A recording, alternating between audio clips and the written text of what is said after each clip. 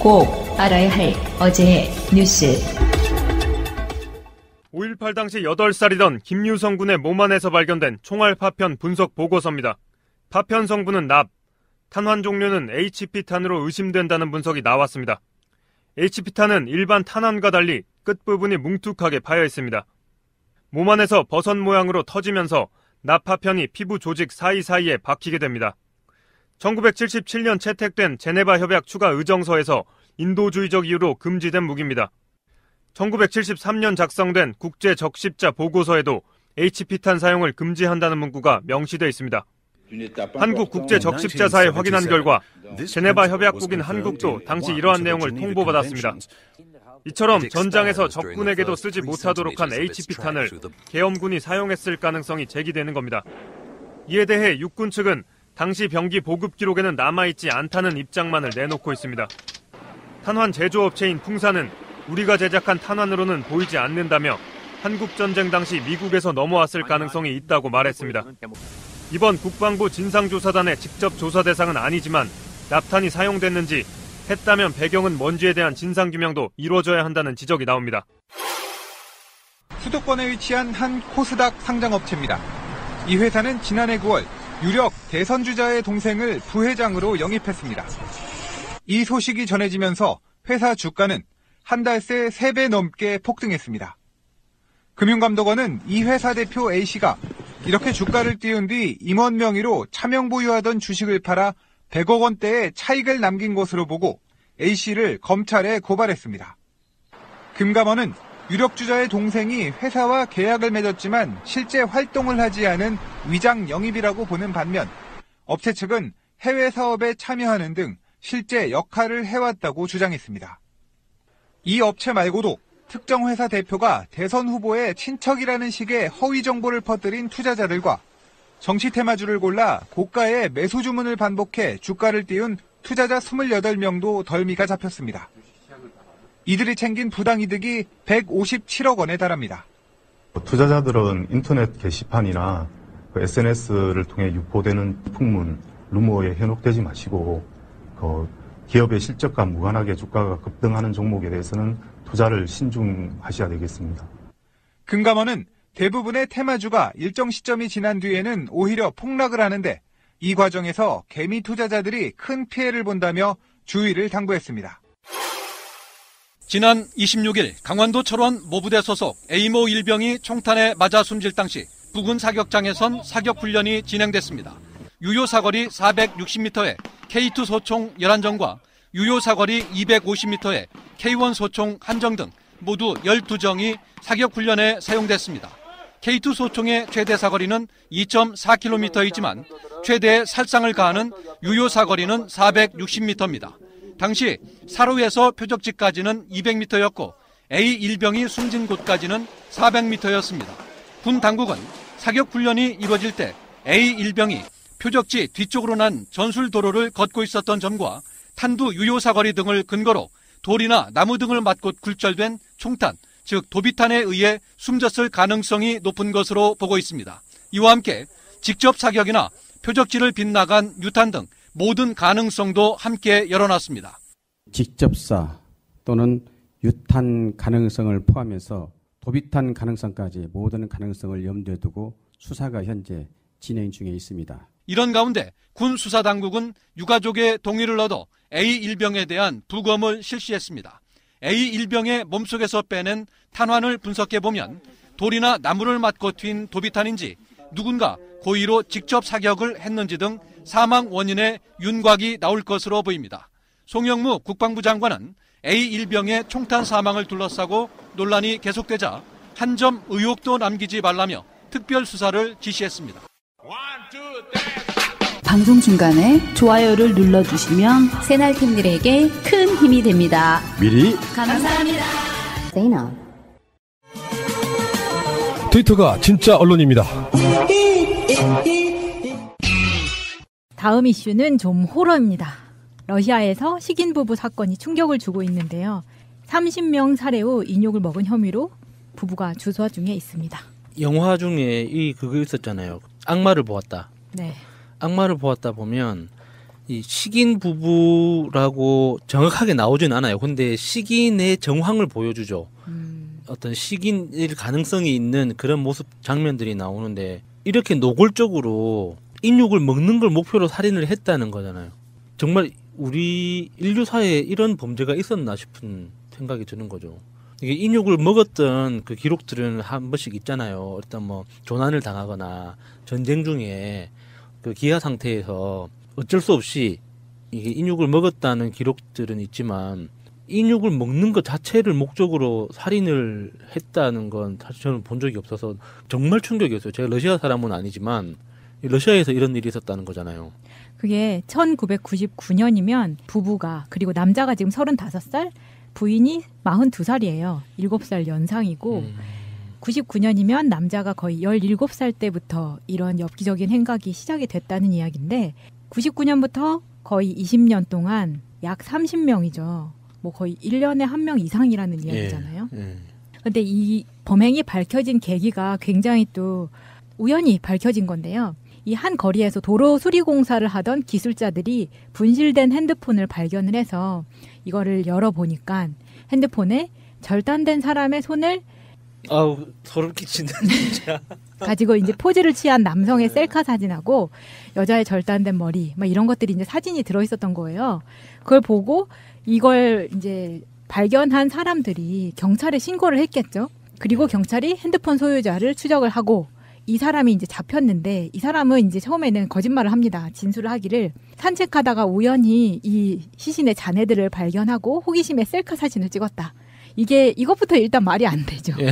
범행 현장에서 호기심에 셀카 사진을 찍었다고 하는 것부터가 좀 말이 안 되는데 계속해서 신문을 하니까 이 30대 여성을 자신의 부인과 함께 살해해서 시신을 회수한 사실을 이제 실토를 해요. 그래서 이 사람들이 또 공군 조종사 양성학교의 기숙사에 살고 있는 부부예요. 예. 그래서 이 집에 급습을 해서 봤더니 8명의 시신의 잔해와 인육을 조리했던 그 동영상이 자료로 남아 있었던 거예요. 그러니까 정말 그 요리를 하기 위해서 사람을 죽였다는 게 너무 명백해지는 거죠. 그리고 냉장고에도 시신의 일부가 발견이 됐고 그리고 거기에는 이제 날짜도 99년 12월 28일이라는 날짜가 적혀 있어서 이게 99년부터 시작됐구나 라고 알려진 건데 사실은 99년 이전일 수도 있는 거죠. 그렇죠. 예. 그래서 99년이라고 봤을 때 이제 17살이었다는 이야기고 여자는 그러면 24살 정도 됐었을 때라는 이야기죠. 냉장고에서 발견된 것 이외에 소금에 저장해 둔 부분도 발견이 됐었고요. 이 두 사람은 당연히 사법적인 처벌을 받겠지만 우리가 상상하는 그런 무기징역, 뭐 사형 이런 거는 안 받을 거예요.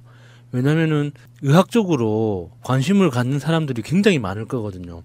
이 사람들의 정신 상태, 그리고 심리적인 어떤 그 계기, 그리고 어렸을 때의 성장 배경, 그리고 인육을 먹었을 때의 우리 몸의 변화, 뭐 이런 것들에 대해서까지 이 과학적인 관심을 가지는 사람들이 엄청나게 지금 줄을 서 있을 거기 때문에 우리가 기대하는 만큼의 사법적 처벌은 받지 않겠지만 이거는 뭐라고 해야 되나, 그러니까 너무나 황당한 거죠. 상상할 수도 예측할 수도 없는 이 사건이기 때문에 이걸 어떻게 받아들여야 될지 진짜 좀 너무 황당해요, 진짜. 네, 이것 때문에 러시아가 지금 발칵 뒤집혀 있다고 하는데 어쨌든 이 부부 집에서 항상 안 좋은 냄새가 나서 주민들로부터 항의도 받았지만 일단 간호사로 일하는 부인이 성격이 괴팍해서 뭐 확인을 할 엄두를 내지 못했다. 주민들은 그렇게 이야기를 해요. 그러니까 이 둘 자체가 성격도 그러니까 뭐 주위 사람들하고 잘 어울리지도 못했고 정말 둘만의 엽기적인 행각을 장기간 동안 해온 천생연분이라고 할 수 있겠죠. 정말 두 사람은 소울메이트네요. 제도로서의 민주주의가 흔들리고 구타는 일은 이제 없습니다. 민주주의가 밥이고 밥이 민주주의가 되어야 합니다. 이게 우리나라에도 있었어요. 유용철이라고 지존파 사건이 있었는데 그때 유용철이 그런 말을 합니다. 인육을 먹으면 정신이 맑아지고 기운이 생기고 이런 이야기도 했었고요. 끔찍한 이야기이긴 한데 이 사실 인육을 먹는 경우에 이제 범죄가 아닌 경우들도 있는데 사람들이 이제 그 죄책감으로 굉장히 괴로워하는 경우가 많죠. 영화 얼라이브를 보면 얼라이브에서는 그 실화를 바탕으로 한 건데요. 1972년도 안데스 산맥에 추락한 비행기에서 살아남은 사람들이 사망한 분들의 그 인육을 먹고 생존하는 그런 좀 봤어요. 있었어요. 예. 이 뭐 어찌할 수 없는 부분인데 이 생존하신 분들이 굉장히 나중에 평생을 트라우마에 시달리면서 살았다고 하더라고요. 그런데 인육을 먹기 위해서 범죄를 저지른 것이 이것뿐이 아니었어요. 1981년도 프랑스 파리에서 일본에서 유학 간 유학생 사가와 이세이가 봤어요.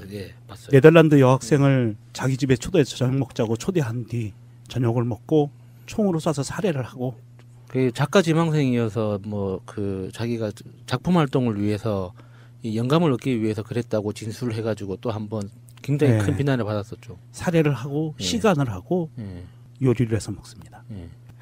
하여간 그랬는데 사가와 이세이가 프랑스 경찰이 진료 기록을 잘못 확인하는 바람에 그냥 가볍게 일본으로 추방이 되고요.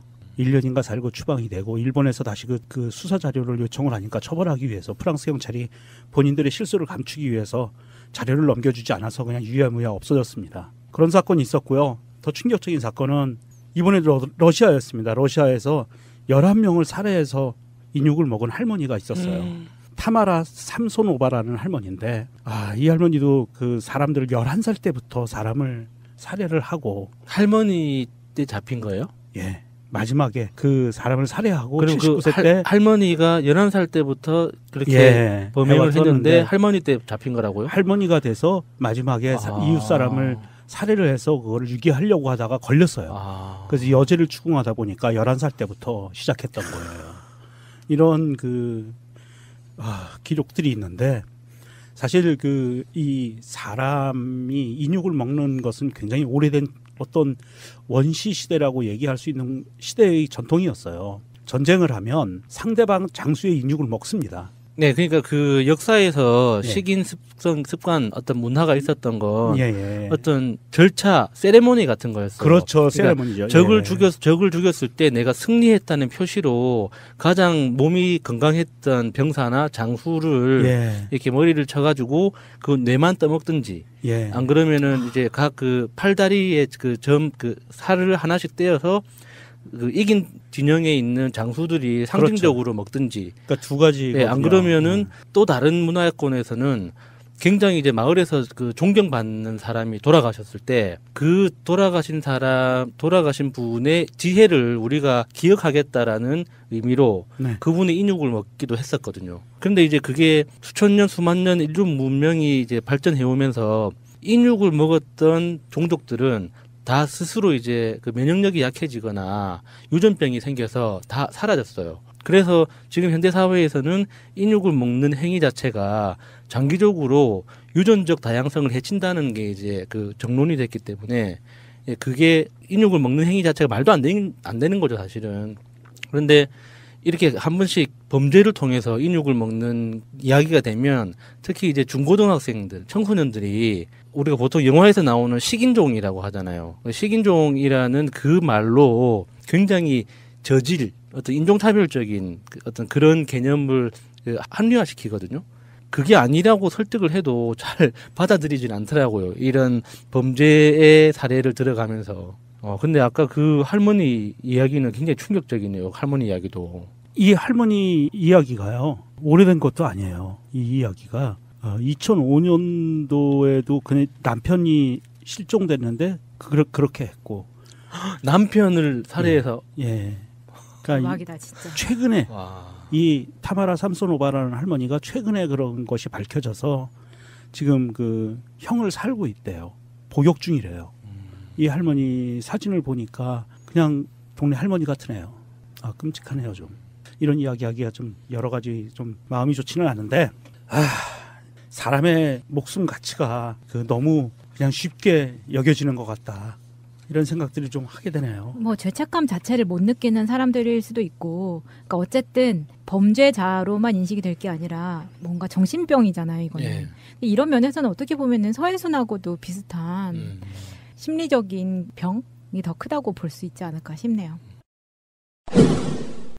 자, 이제 좀 추석을 앞두고 산뜻하게 안철수 이야기로 가보도록 하겠습니다. 산뜻하죠? 아이, 산뜻해. 정의당 이정미 대표가 국민의당에게 적극적으로 대북 특사를 제안하고 추천받아보는 것도 방법이라고 밝혔습니다.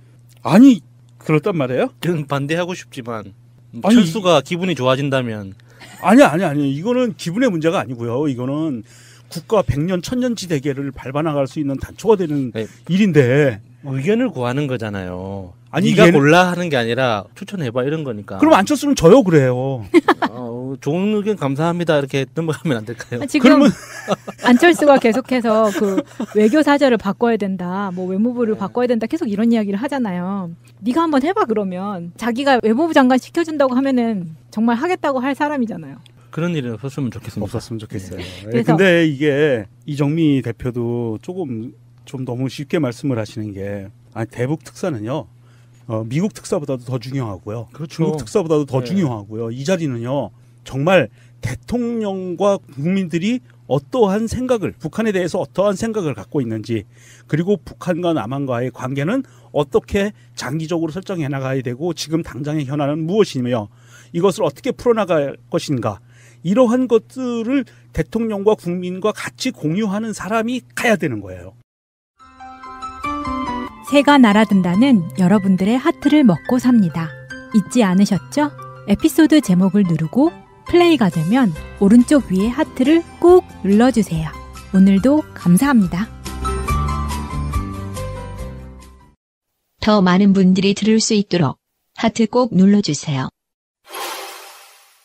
그래서 이정미 대표가 인터뷰에서 이렇게 이야기를 한 거예요. 국민의당이 햇볕 정책을 계승하는 정당이라고 자처하고 있고 이런 위기 상황에서 최고 협치를 이뤄내는 것도 중요하기 때문이다. 그래서 꼭 정부 측 인사나 여당이 아니어도 된다. 박지원 전 대표도 괜찮고 안철수 대표가 직접 나서보겠다는 것도 괜찮다고 생각한다. 저는 안철수는 반대네요. 왜냐하면 이 사람이 가면은요. 이 사람이 가서 어떠한 회담과 어떠한 대화와 어떠한 결과를 갖고 올 것 같아요? 안철수가 북한에 갔다? 김정은이를 만났다? V3 깔아주러? 우리나라 국회의원들하고도 밥 안 먹는 사람이 거기까지 가서 낯선 사람과 밥을 먹을까요? 그러니까요. 겸상 안 할 것 같은데. 아니 그리고 둘이서 무슨 이야기를 하겠어요. 안철수 가가지고 그러면 극중주의를 할 거 아니에요. 휴전선에선 내가 서 있을게. 사실 안철수는 말이 안 돼요. 그러니까는 이정미 대표님 제가 참 좋아하는 정치인이지만 안철수는 그냥 그 예의상 넣었다고 봐요. 그러니까 이게 지금 지금 현재 정치 상황에서 국민의당이 굉장히 중요한 역할을 하고 있으니 그에 걸맞게 국민의당 안에서 안철수 또는 박지원만큼의 비중이 있는 사람이 국가를 대표해서 한번 역할을 해주는 것도 좋지 않겠느냐라는 그런 의도에 필요한 재료로 두 이름을 섞어 넣은 것뿐이지 이정미 대표가 정말 실제로 안철수라는 개인이 그 역할을 할 수 있을 거라고 생각해서 이 레토릭에 넣었다고 생각하지 않아요. 내가 좋아하는 이정미 대표가 절대 그랬으리라고 생각하지 않아요. 제가 지적하는 거는 이정미 대표의 의도는 저도 그러리라고 예상은 해요. 그런데 안철수라는 사람은 거기서 손을 든다니까. 내가 간다고. 철수는 뭐 100번도 들 수 있죠. 그럴 수 있는데. 손을 들었는데 정부에서 좀 죄송하지만 손을 딱 들면 하이파이브 막 해주고 고맙습니다 하고 딱 넘어가면 그러니까 돼요. 죄송하지만 여기 안 대표님께서는 조금 이렇게 뒤로 계시고 좀 더 좀 밑에 있는 직급을 보내겠습니다. 그러면 또 삐져요. 그래서 그 다음에 협치는 없다. 그리고 나온다니까 야당 탄압이다. 이러고. 야당 탄압. 그러니까 안철수 씨는 안 돼요. 이건 잘못 예를 들으신 거고. 박지원 씨는 글쎄 모르겠어요. 박지원 씨도 쉽지는 않은데 너무 노회해서 사실 우리가 대북 특사를 파견한다고 한다면 북한에 있는 김정은과 어느 정도 급을 맞출 필요는 있어요. 그러니까 나이가 그렇게 중요하다는 건 아니지만 박지원 전 대표처럼 그렇게 아주 나이 많으신 분이 김정은하고 가서 말을 한다면 김정은 입장에서는 완전 할아버지잖아요. 할아버지하고 대화를 해야 되는데 그거는 너무 차이가 많이 벌어지고 이 사안을 풀어갈 때는 조금 더 좀 젊으면서 외교적 역량이 있는 사람 그리고 대통령의 복심을 충분히 전달할 수 있는 사람 그 복심이 대한민국이라는 이 한반도의 미래를 위해서 정말 큰 역할을 할 수 있는 사람으로 가야 되는 거지. 이게 정치적인 셈법으로 여야와 협치 이런 걸로 계산을 하면 또 꼬입니다.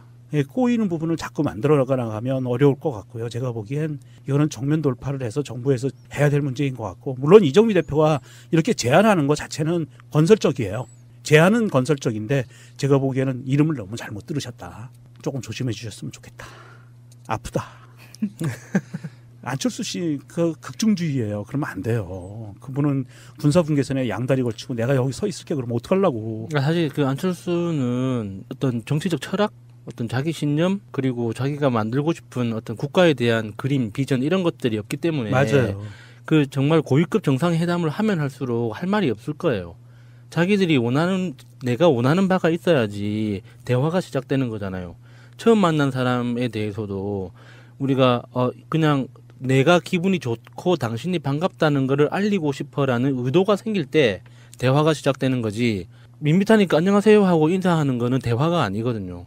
근데 지금까지 안철수가 정치를 해오는 걸 보면 자기 생각이 없어요. 그냥 상대가 말하면은 좋아요, 싫어요, 또는 안 알려주지, 이 셋 중에 하나거든요. 그러면 이런 사람이 정상회담을 한다? 사실 그는 정치적인 외교적 사고예요. 그러면 안 되는 거고, 만약에 우리가 정말 차악을 선택한다면 박지원 대표 정도는 괜찮을 거라고 생각해요.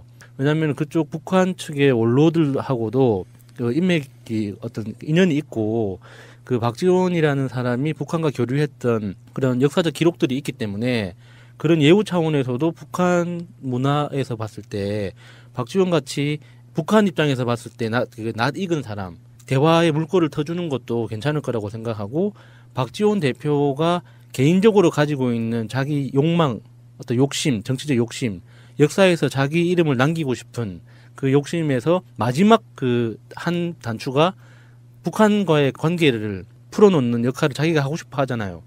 그런 측면에서 봤을 때 박지원 대표한테 맡기면은 굉장히 잘할 거라고 생각해요. 당을 떠나서. 그럴까요? 박지원 대표 저는 좀 회의적이라. 그러면 만약에 안철수한테 이러한 이정미 대표의 생각을 10분 이해해서 생각을 해보자면, 안철수한테 혹은 박지원한테 이런 뭔가 역할을 줬을 때, 그러니까 자기들이 원하는 이 대장 노릇을 하고 싶어하는 그만큼의 역할을 줬을 때 기대하는 반사 이익이 있을 거 아니에요. 그런 걸 생각하고 지금 이정미 대표가 워낙에 지금 난리를 부리고 있으니까 이런 발언을 하지 않았나 하는 생각도 드는데, 이런 이야기를 한 배경에는 이런 생각이 있었습니다. 그 막말이 넘쳐나는 유엔 총회에서 문 대통령의 격조 높은 연설을 감명 깊게 들었는데, 한반도의 안보가 엄중하기 때문에 기존 문법과 관성적 대응으로는 부족하지 않나 싶었다. 그래서 대북 특사 파견과 관련해서는 전쟁을 불사하는 레드라인을 넘나들고 있는데 그린라인으로 바꿀 전격적인 모멘텀이 필요하다. 이런 생각으로 이제 27일 청와대 회동에서 이정미 의원이 다시 한번 청와대에서도 이러한 생각을 밝혔다고 합니다. 아무리 그래도 안철수는 반댈세. 안철수 대표가 참석을 안 할 수 있는 그런 핑계거리를 찾다가 실패한 것 같아요. 뭔가 딱 거부할 명분이 뭔가 적당한 게 없어서 어쩔 수 없이 지금 참석한 것 같은데, 사진을 보면은 표정이 굉장히 안 좋아요. 근데 어떻게 빠질 수도 없는 게 이 일정 자체를 안철수 대표의 일정을 고려해서 만든 27일 7시라는 시간이었기 때문에 본인이 빠져나갈 그 구멍이 없었던 것 같아요. 그러니까 더 마음에 안 들었겠죠. 뭔가 좀 다른 핑계가 있어야 되는데. 이 자리에서 안철수가 이렇게 이야기를 합니다. 세계는 한국인이 핵위협에 둔감하다고 수군된다고 한다. 우리의 노력은 철저히 한미 간 기존 동맹을 공고히 하는 데 맞춰야 한다. 청와대 외교팀의 내부 혼선까지 겹쳐지니 더 불안하다. 여러 차례 안보회담을 제안하고 우리 안보팀 역량 문제 제기한 것도 이런 점 때문이다. 오늘 대화를 통해 북한 핵 문제는 반드시 평화적으로 해결돼야 한다는 원칙과 동시에 북한 무모한 행동을 확실히 억제할 수 있는 한미 간 확실한 방법 찾기를 기대한다. 이렇게 얘기하는데 이게 뭔 소리인지 모르겠어요. 전혀 앞뒤가 안 맞잖아요. 자기를 시켜주면 자기가 잘하겠다는 이야기인가? 안 된다니까. 앞뒤 안 맞는 얘기를 이렇게 뻘짓하고 다니면은요, 이거 박근혜 시대로 다시 회귀하는 거예요. 좀 이게 대한민국의 세 번째 당이죠, 국민의당이 크기가. 3당 제3 번째 정당의 당대표로서 대통령을 만나러 가고 다른 정당의 대표들과 같이 회동을 하는 자리에서 할 수 있는 말들이 사실 이런 말들밖에 없었을까요? 좀 실질적인 이야기를 했으면 좋겠어요. 안철수 대표가 그 회동 자리에서 뭐 외교 문제를 꺼내고 북핵 문제를 거론하고 할 수 있죠. 근데 이제 그게 내가 대통령만큼 나라 생각을 하고 대통령한테 이런 조언을 한다라는 걸 보여주기 위해서 이런 이야기를 꺼낼 수는 있지만, 실질적으로 야당으로서 그리고 자기들이 말하는 캐스팅 보트로서 국회 운영에 대해서 할 말이 있을 거예요. 필요한 것도 있고 또 자기들이 희망하는 예산 문제나 법률안이나 이런 것들이 분명히 있을 건데 그런 거에 대한 어떤 그 포인트, 중요한 포인트를 짚어내는 것도 없이 제일 큰 이야기만 꺼내서 뭔가 내가 어른 역할을 한다고 이렇게 떠벌리는 건 진짜 바람직하지 않다고 봐요. 그리고 거기에다가 그 내용 자체도 사실 억지 주장인 거죠. 네. 이게 지금 그 여야 대표들이 회동을 하고 만찬을 한다고 해서 거기에 외교 정책이 거기에서 결정되는 것도 아니고 그 식사 한번 한다고 해서 한미 간 문제가 남북 간 그 북핵 문제가 해결되는 어떤 해결 해법이 바로 도출되는 것도 아니잖아요. 근데 그 자리에서 뭔가 우리가 이렇게 만났으니 이제 네가 좋은 안을 꺼내봐 이런 식으로 이야기하는 건 다른 데 보고 뭐 북친다는 걸 뭐라고 하는지 까먹었는데 말이 안 되는 좀 초딩 같은 발상인 것 같아요. 이게 이제 문 대통령이 한 말을 핵심을 보면은 이거예요. 다른 거는 다 모르고 이제 뭐 경제 문제도 얘기를 하고 했는데 이런 안보 상황 이야기를 가장 중요하게 하면서 현재 우리가 처해 있는 안보 문제만큼은 여야 정부가 함께 힘을 모으는 모습을 보여준다면 국민께 희망도 되고 경제에도 큰 힘이 될 것이다. 대표님들께서 지혜를 많이 모아주시길 바란다. 여야정 국정상설협의체를 조속 구성하고 그 틀에서 안보 문제를 상시적으로 여야와 정부가 함께 협의해 나가는 모습이 갖춰지면 좋겠다. 라고 이야기를 하고 강조를 했는데 이 부분에 대해서 이게 이루어지지가 않았어요. 여기에서 지금 이 발언에 대해서 굉장히 좀 이게 사실 청와대가 이 안보 문제는 그러면 여야 정당 순회들과 같이 해법을 만들어서 풀어나가겠다라고 하는 어떤 의지를 보여준 거거든요.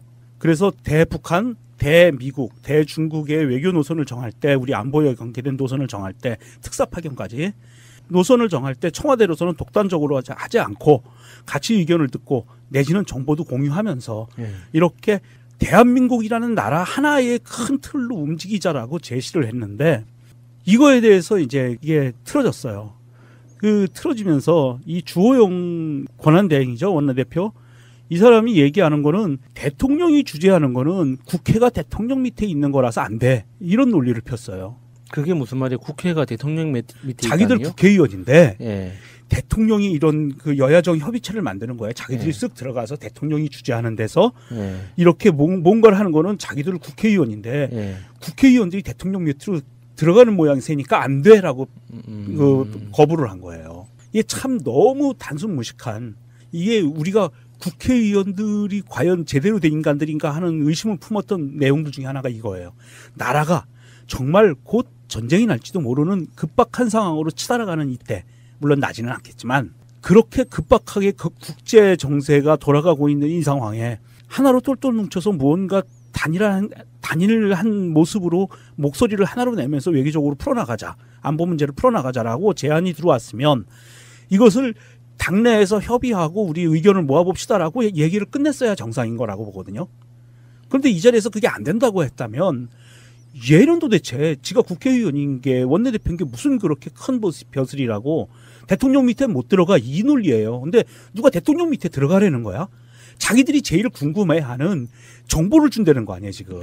협의체를 한다는 거는. 그리고 자기들 목소리를 들어서 대한민국의 외교 안보 정책을 자기들 목소리를 들어서 수용하겠다는 건데 얘네들은 완전히 땡깡 부리는 거죠.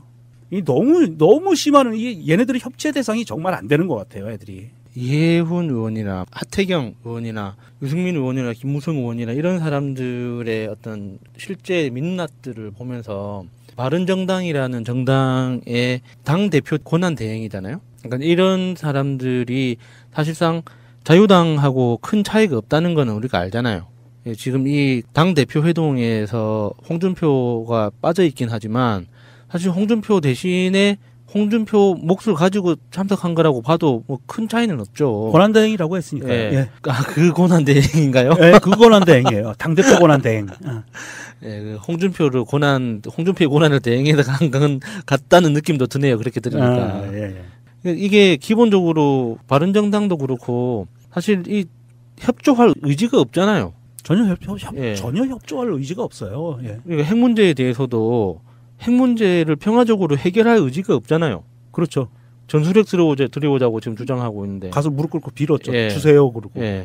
그러니까 이 사람들이 무슨 안보에 대해서 이야기를 하는 건지 그거를 뭐 자기들이 어떤 깊은 고민을 하고 있다고 이렇게 입으로 떠드는 것 자체가 사실 문재인 대통령이 하고자 하는 방향에 관심이 없다는 어떤 다른 표현인 거죠. 만찬에서 보면요, 문 대통령이 정말 배려를 많이 하셨다는 게 딱 티가 나는 게, 일단 뭐 일정도 안철수한테 맞춰주기도 했지만 넥타이를 보면 그 안철수가 한 색깔하고 정말 비슷한 색깔로 딱 맞춰주셨어요. 그 녹색 계열로. 네. 일부러 국민의당의 색깔을 택해 주셨다는 다시 한번 섬세한 그래서 보여요. 안철수 표정이 안 좋구나. 나만 해야 되는데 왜 너도 하고 있니? 이래서 안 좋군요. 뭔가 배려를 받아도 받을 그릇이 안 되니까 지금 이러한 상황이 이러한 표정과 상황이 나오는 게 아닌가.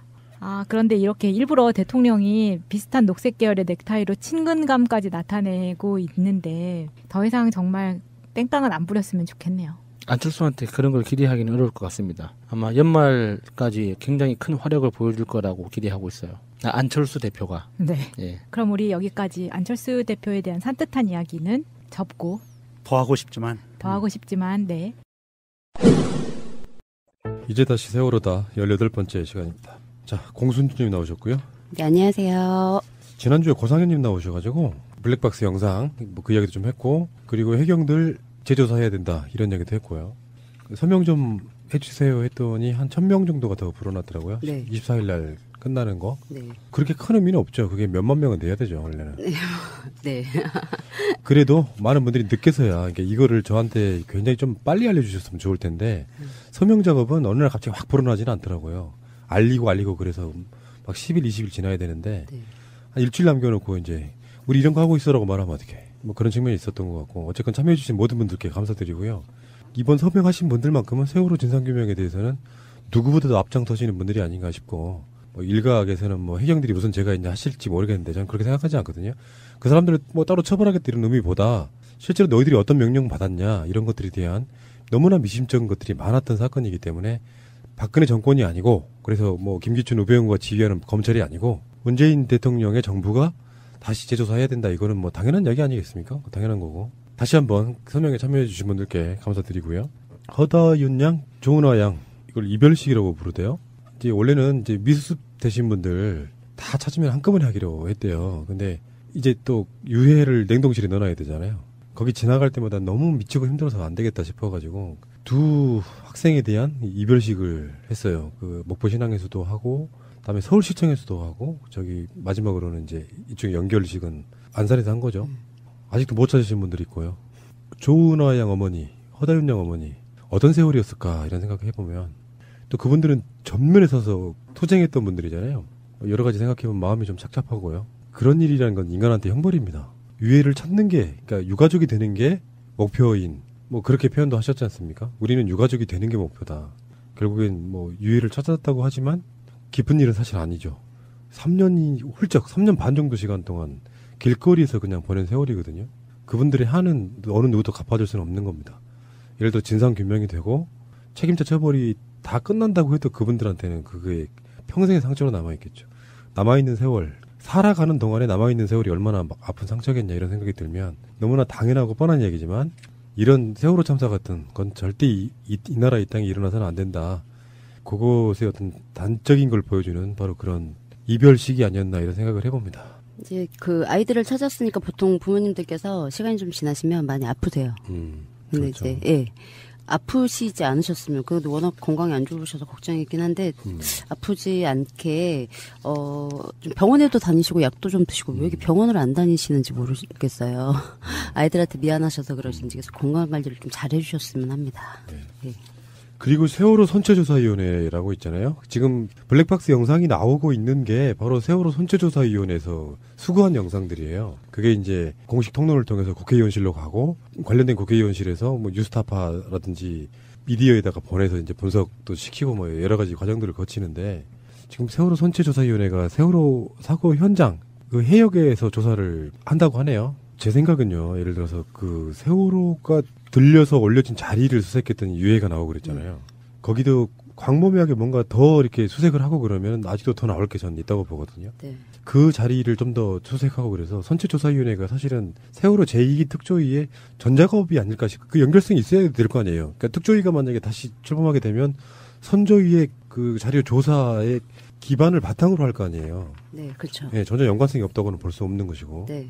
근데 이제 저번에 청와대에 청원하고 이러는 것들이 보면 그런 내용이 나오는데 대통령의 진상규명에 대한 의지는 있으나 청와대 분들이나 정부 관계자들은 그렇지 않은 분들도 꽤 있는 것 같다는 게 생각이지 않습니까? 그런 분들도 좀 엄중하게, 그러니까 이게 우리 같은 방송을 이것은 뭐 양도 많으니까 꾸준히 듣다 보면 이게 정말 말도 안 되는 상황이었구나.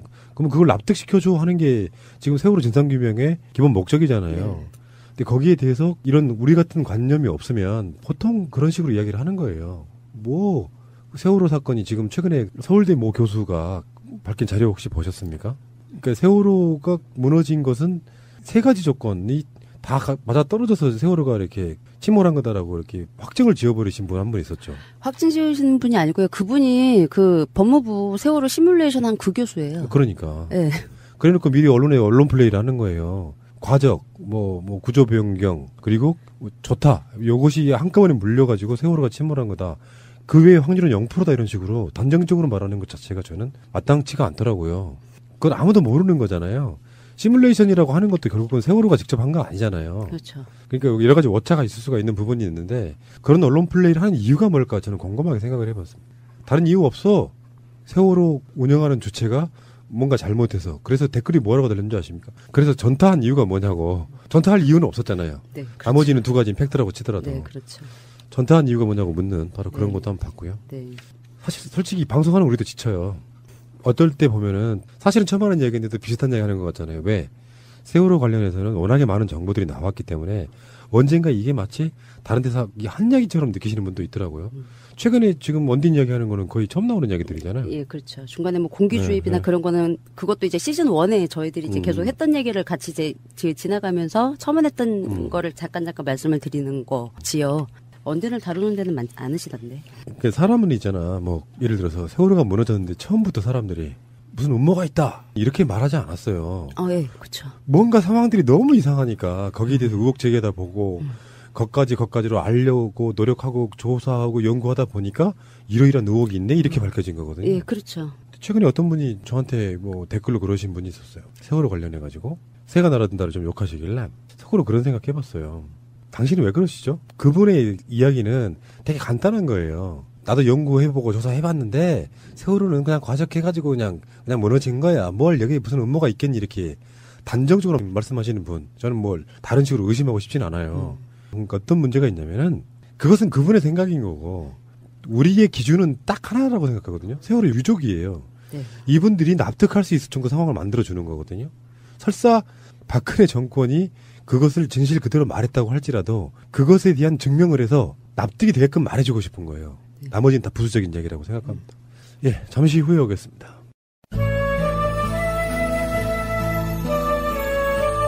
기억을 지우려는 자들에게 맞서는 우리의 엄마들, 이분들에게 힘이 됩시다. 4.16 기억 저장소의 후원 회원이 되어주세요. 세월호 참사의 모든 것을 기록하고 보존하려고 합니다. 4.16 기억 저장소 www.416memory.org 문의는 031-410-0416으로 해주세요. 기억할게, 다 기억할게. 아무도 외롭지 않게.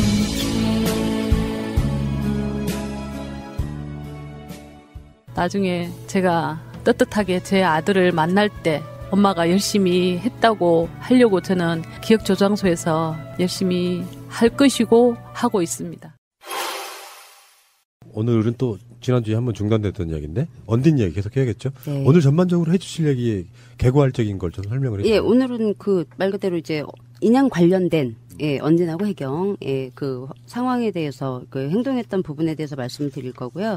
그 다음에 해수부가 이제 그 언딘은 인양 실력을 믿지 못해서 그 추가 그 업체를 들이자고 논의를 한 적이 한 번 있어요. 근데 이제 언딘이 그거를 거부를 해서 언딘 단독으로 이제 인양하는 걸로 결정이 이제 났다는 부분까지 이제 말씀을 드릴 예정입니다. 그 김석규 청장의 지시로 이제 진도구청 지하에 을지훈련 상황실이 그 인양 사무실을 만들었잖아요. 지하 사무실을. 그래서 인양을 준비를 하는데 이게 이제 처음에 얘기가 나온 게 국민TV에서 이제 방송을 갑자기 급습을 해가지고 이제 방송에 나오게 됐어요. 그래서 사람들한테 많이 알려졌는데 나우성 경감의 이제 진술 내용을 좀 보면 이게 이제 그 진도군청에서 파견을 나가서 팀을 이제 하였을 때 해경 정복이나 유니폼을 착용하지 않고 모두 사복 차림으로 일을 했었다고 얘기를 해요. 그래서 검사가 그 외부 파견으로 민감한 사건 그 사고 업무를 수행하는 과정에서 정복이나 복장을 갖추지 않고 사복 차림으로 근무를 하였다는 것이 선뜻 이해가 안 간다고. 왜 그랬냐고. 그러니까 나우성 경감이 뭐라고 하냐면 저희가 오히려 복정을 갖추었다면 눈에 띄어서 기자들한테 더 노출이 됐을 거라고. 근데 저희가 지하 상황실에서 근무할 때 일주일 정도 지나니까 기자들이 조금씩 왔다 갔다 하기는 했지만 그 전까지 크게 노출되지 않고 일할 수 있었다고. 외부에 방해받지 않고 인양 작업을 잘 이제 할 수가 있었다는 거죠. 이 말은 그 뭐 인양 작업에 방해가 되거나 외부에 알려주면 안 되기 때문에 일부러 해경들한테 사복을 입힌 거예요. 이게 뭐 인양 작업이 이제 사람 외부에 알려주면 안 되니까 사복을 입힌 걸로 이해를 할 수가 있고요. 이제 제가 저번 주 방송까지 4월 20일 날 국무총리한테 인양 준비 허락을 받기 위해서 실내체육관 뒤에서 이제 그 인양에 대해서 논의를 했던 것까지 설명을 드렸어요. 그리고 이제 4월 20일 날 국무총리한테 인양 허락을 받아요. 실제. 그래서 그 광주 지원의 나우성 그 경감의 피해자 신문조서를 좀 보면 4월 20일 날 오후 1시경 관계장관 회의가 진도군청에서 이제 총리님 주재로 열렸는데 그때 총리님 지시는 대외적으로 비밀로 하고 해경청에서 선체 인양 준비를 하라고 지시를 했다고. 그 이유가 뭐라 그랬냐면 가족들이 2, 3주 정도 지나고 나면 지쳐서 인양을 하자는 요구가 나올 수 있는데 그때 우왕좌왕 하는 모습을 보이면 안 되니까 해경청에서 잘 준비를 해서 프로세스를 만들어서 그 얘기가 나왔을 때 즉각 시행할 수 있도록 준비를 하라는 지시였습니다. 라고 얘기를 했어요. 그러니까 2, 3주 정도 후면 이제 가족들이 인양을 해달라고 요구를 할 테니 지금 당장 구조 활동은 하지 않고 그때를 위해서 인양 준비를 열심히 했다는 그 얘기인 거죠. 예, 그래서 그거 인양 준비를 이런 이유로 이제 대비를 했다라고 얘기를 하는 거고. 근데 이 이후부터는 이제 인양 뭐 지하 사무실도 발견이 되고 언제는 이제 주목을 받으면서 해경들이 계속 얘기를 하는 이유가 이제 이거예요. 국무총리가 인양 지시를 했다. 근데 이제 여기 나오신 걸 보면 알겠지만 국무총리가 필요에 의해서 인양을 지시를 했던 게 아니고 해경의 브리핑을 받고 해경들이 이제 이리저리 해서 필요하다라고 하니까 해경은 전문가잖아요. 총리 입장에서 보면. 그러면 필요에 따라서 준비를 하라. 라고 지시를 한 건데 이거는 총리가 그 원래 했던 거라고 명령을 해서 저희가 준비를 하게 됐다라고 얘기를 하고 있는 거죠. 이렇게 해서 지금 적혀져 있어서 말씀을 드리는 거고요. 이 사람들이 총리한테 이제 그 인양 지시를 받거나 삼천구함으로 넘어가요. 삼천구함에서 또 이제 3시간에 걸친 아주 긴 인양 준비를 합니다. 근데 이때 이제 그 해경청장 포함해서 총 29명 정도가 이제 그 인양 회의를 하게 되는데요. 언딘 층에서 헬멧 다이버 시스템 이게 그 표면 공급식이죠. 요거를 활용해서 수색 부족 가속화 라고 적어놨어요. 가속화가 아니고 이제 인양 준비를 빨리 했던 거죠. 구조 뭐 수색 이게 아니고 표면 공급식을 이용을 하는 것 때문에 작업 시간이 늘려졌다고 얘기를 이제 적어놨고 엄된 리베로 바지선이 4월 22일 날 도착 예정이라고 해서 이제 적혀져 있는 게 있고 그 턴오버 과정 시 이게 더 웃겨요. 기름 대량 유출 가능성이 있어 헬멧 다이버 팀이 에폭시를 에어벤트 막는 방법을 고려를 했다고 적어놨어요. 이게 뭐냐면 그 헬멧 다이버 그 시스템이 수색 구조를 하려고 이제 착용을 했던 게 아니고 배를 인양을 하려고 돌릴 때 혹시 그 기름 같은 게 이제 새거나 하면 구멍 같은 게 있으면 이제 셀 수가 있으니 그걸 이제 밑으로 내려가서 막았다는 거예요. 에폭시로 막는 작업했다고. 그래서 헬멧 다이버 시스템을 사용했다는 거죠. 예, 이게 수색 구조가 아니고. 예. 이게 이제 20일 날 총리 허락을 받고 삼천구함에서 한 회의입니다.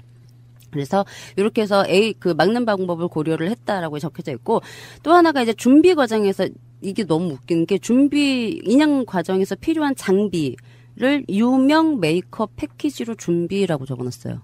유명 메이커 패키지로 준비.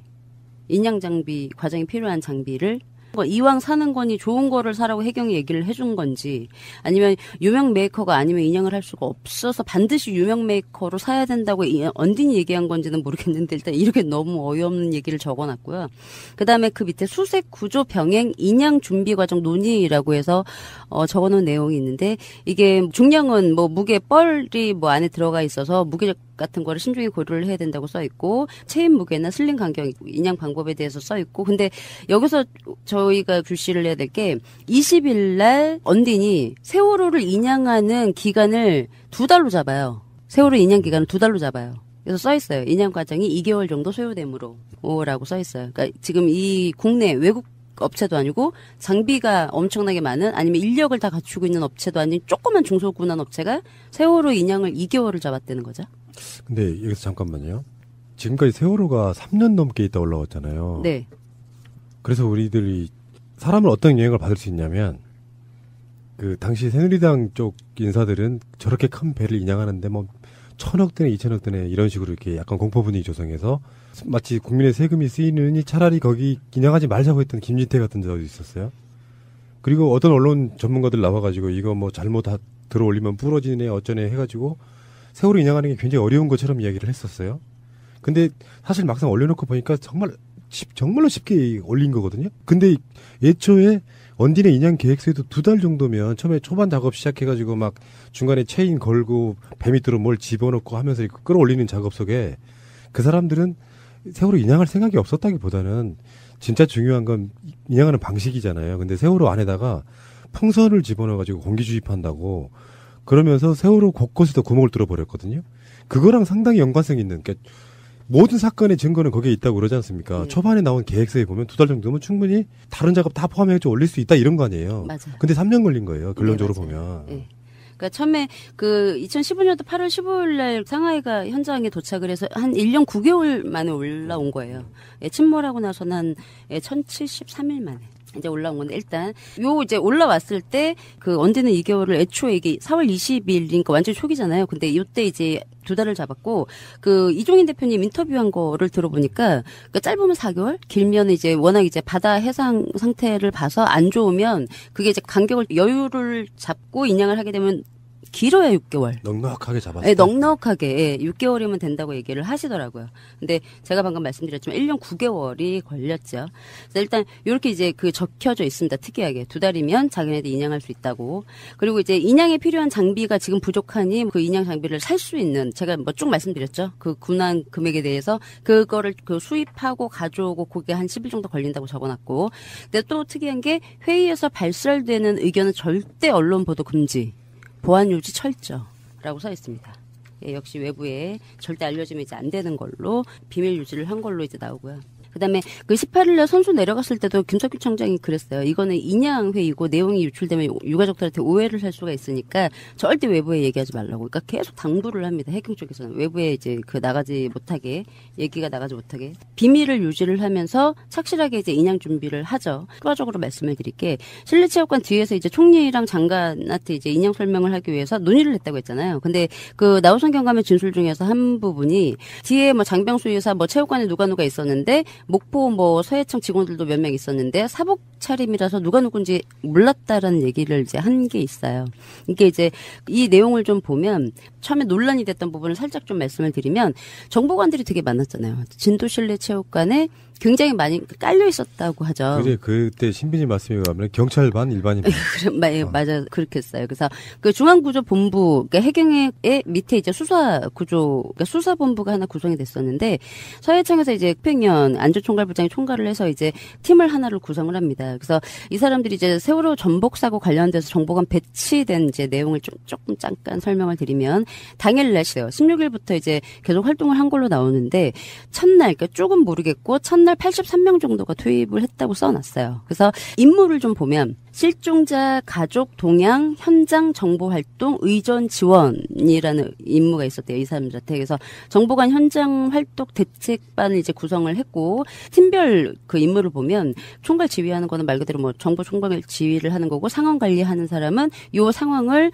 전체를 다 통합을 해서 계속 본청에다가 이제 푸시를 해줬대요. 그러니까 실질적인 이제 뭐 유가족 동향이나 이런 걸 다 보고를 이제 본청에다가 실시간으로 하고 있어. 그럼 본청은 또 누군가한테 보고를 했겠죠. 그 내용을. 그다음에 해상 지원팀이라고 있어요. 이게 어떤 거냐면 실종자 가족들이 함정을 타고 그때 막 어선 타고 나가고 첫날 이제 도착하셔가지고 배가 안 들어오니까 어선 타고 나가시고 막 그러셨잖아요. 그래서 타서 침몰 현장까지 이동하는데 같이 탔던 정보관이 있었어요. 배에 같이 타서 그 배에서 가족들의 이제 상황이 어떤지 동향을 파악했던 그 전단팀이 해상지원팀이 하나, 그 다음에 팽목항팀에서 팽목항의 실종자 가족 대응이나 동향 파악했던 팀. 그리고 진도 체육관팀, 이게 체육관 진도 실내 그 가족들 대응하고 역시 동향 파악. 그리고 특이한 게 단원고에도 파견을 했어요.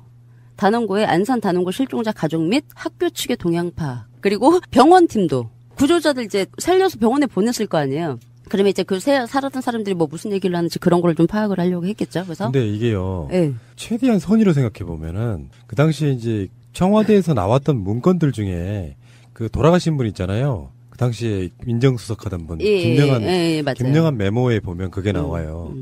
근데 최대한 선의로 생각해 보면 동향 파악이라고 하는 게 이 세월호 사건이 박근혜 정권에게 불리한 여론이 만들어지는 것을 막기 위해서라고 해석할 수는 있는데 이게 좀 너무 과도하다는 거죠. 당연히 그러면 그 동향이라는 게 나쁘지 좋아질 수가 없잖아요.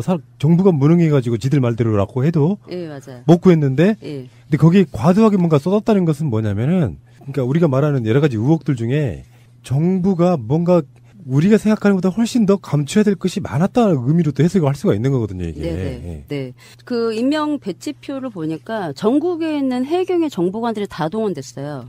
그래서 뭐 창원서, 서귀포, 본청, 서해청 뭐 말할 거 없고 포항, 목포, 동해, 남해, 서해청, 부산 다 있는데 일단 그래서 지금 배치된 게 다 뭐 해상지원팀은 해상지원팀 얘는 이제 배가 왔다 갔다 하면은 배가 나갈 때마다 같이 타서 이제 같이 이제 침몰 현장으로 이제 갔다 오는 애들이 또 있었고 여기서 특이한 게 뭐냐면 지자체 사고대책본부 있잖아요. 전라남도 지자체 여기 그리고 현장 그 사고대책본부 여기도 동향 파악을 했어요. 전라도, 그리고 진도군청에도 갔겠죠? 이 정보관들이? 왜 가는지 모르겠어요. 여기도 동향 파악을 한 팀이 따로 있더라고요. 그래서 그 구조대만 다 불렀던 게 아닌가 봐요. 그래서 전국에 있는 정보관들이 다 와서 곳곳에 다 배치가 돼 있었어요. 곳곳에. 다 사복을 입고. 그거를 좀 말씀을 드리려고. 근데 보니까 정말 전국에 있는 정보관으로 다 불렀나 봐요. 통영서, 여수서, 부천서, 뭐 창원서 끝도 없어요. 좀 추가로 말씀드리면 배가 처음에 팽목항에서 세월호 침몰 당일날 처음에 나갔던 게 19시 30분에 민간 어선을 이제 가족분 16분이 타고 나가세요. 수색 현장으로.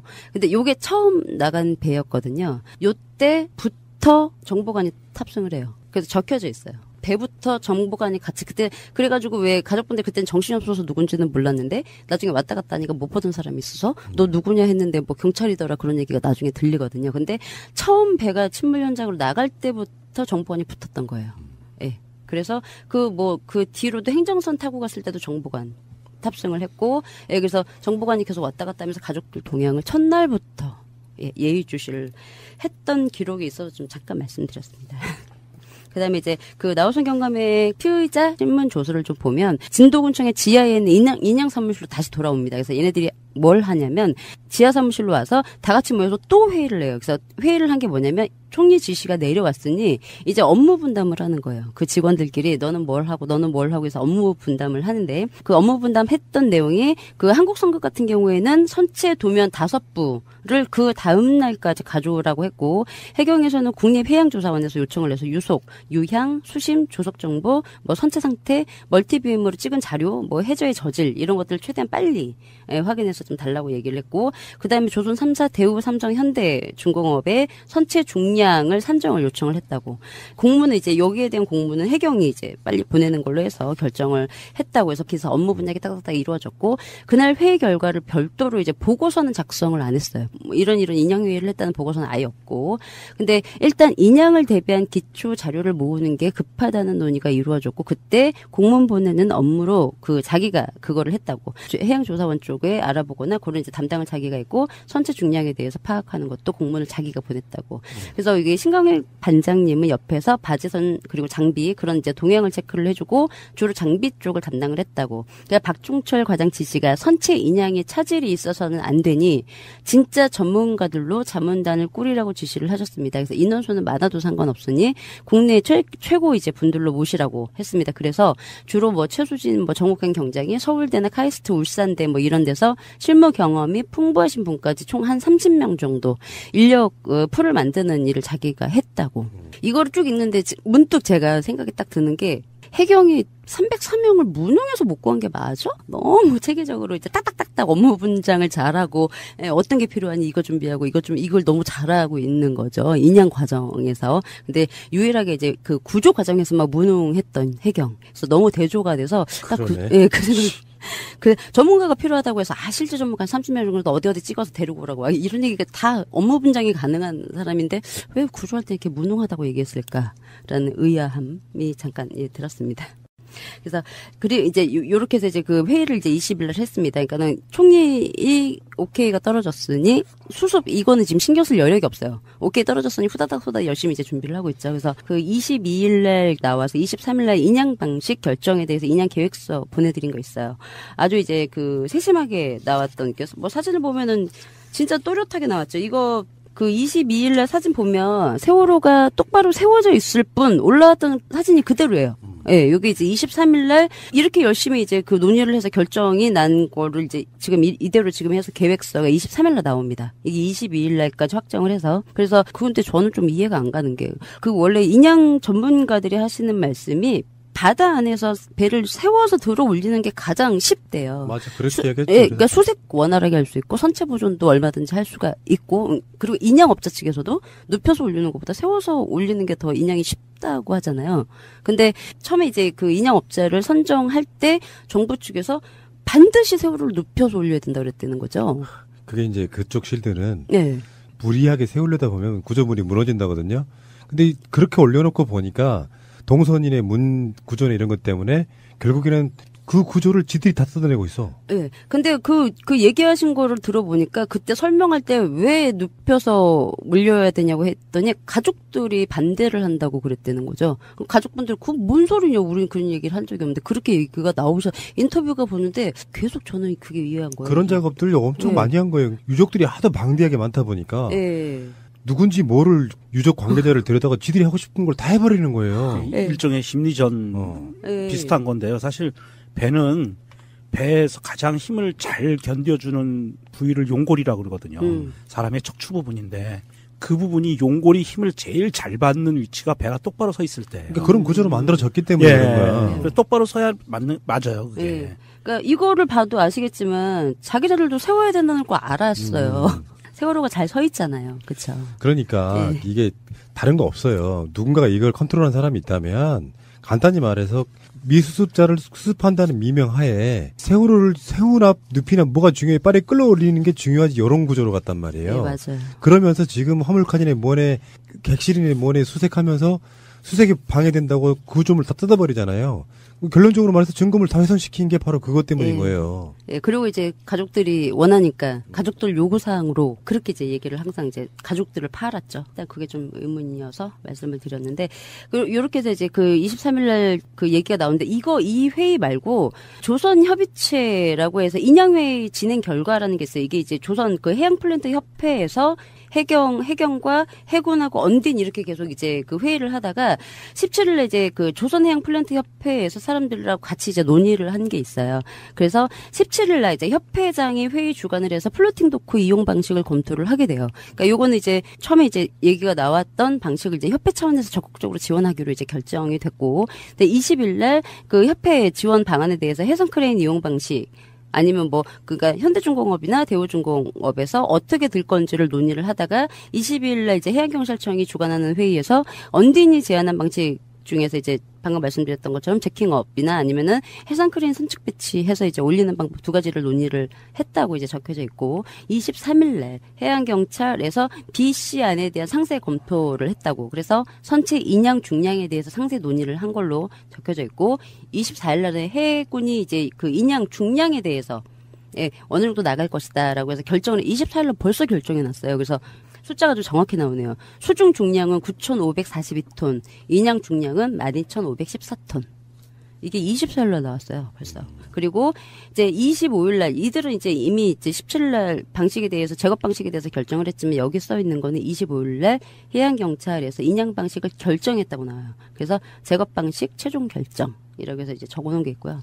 그래서 이 이후부터 27일부터 해경에서 제거 방식을 상세히 이제 추진을 하게 되죠. 그래서 뭐 그 실제 인양을 하게 될 때 활동할 수 있는 뭐 액션 플랜을 짜자. 뭐 이런 얘기 논의를 한 게 이제 있고요. 28일날 협회 차원에서 해양경찰청 그 수색지원과에 요청해서 기술 같은 거를 또 검토를 해서 회신을 해줘요. 그래서 요게 이제 기술 검토 회신서예요. 이게 이제 그 해양플랜트 협회에서 그 23일날 버전보다 더 상세한 그 협회에서 나온 회신서고요. 여기에 보면 똑같아요. 언딘에서 발표 자료 세월호 물정이 잘 서 있죠. 예. 상세 버전이에요. 이게 이렇게 만들어져요. 예, 검토 자료. 보여드렸으면 좋겠다. 이런 게 나옵니다. 25일날. 그래서 이렇게 해서 뭐 크레인 중량까지 다 계산을 해서. 그러니까 4월 16일이 사고 날이고. 예, 맞아요. 지금 아까 말한 그 뭐 열심히 회의했다는 20일도 보면은 사실 국민들은 그때 에어포켓이네 뭐네 해가지고 생존이 한 명이라도 나올까 말까 하고 그런 시기고요. 네. 9일 만에 저런 게 다 나오네요. 네네. 보시면 아시겠지만 계산 중량까지 다 계산한 설계서 같죠. 이런 게 다 이미 나왔어요. 25일날. 저거요 한마디만 할까요? 네. 내 수준대로 얘기 한번 해볼까요? 네.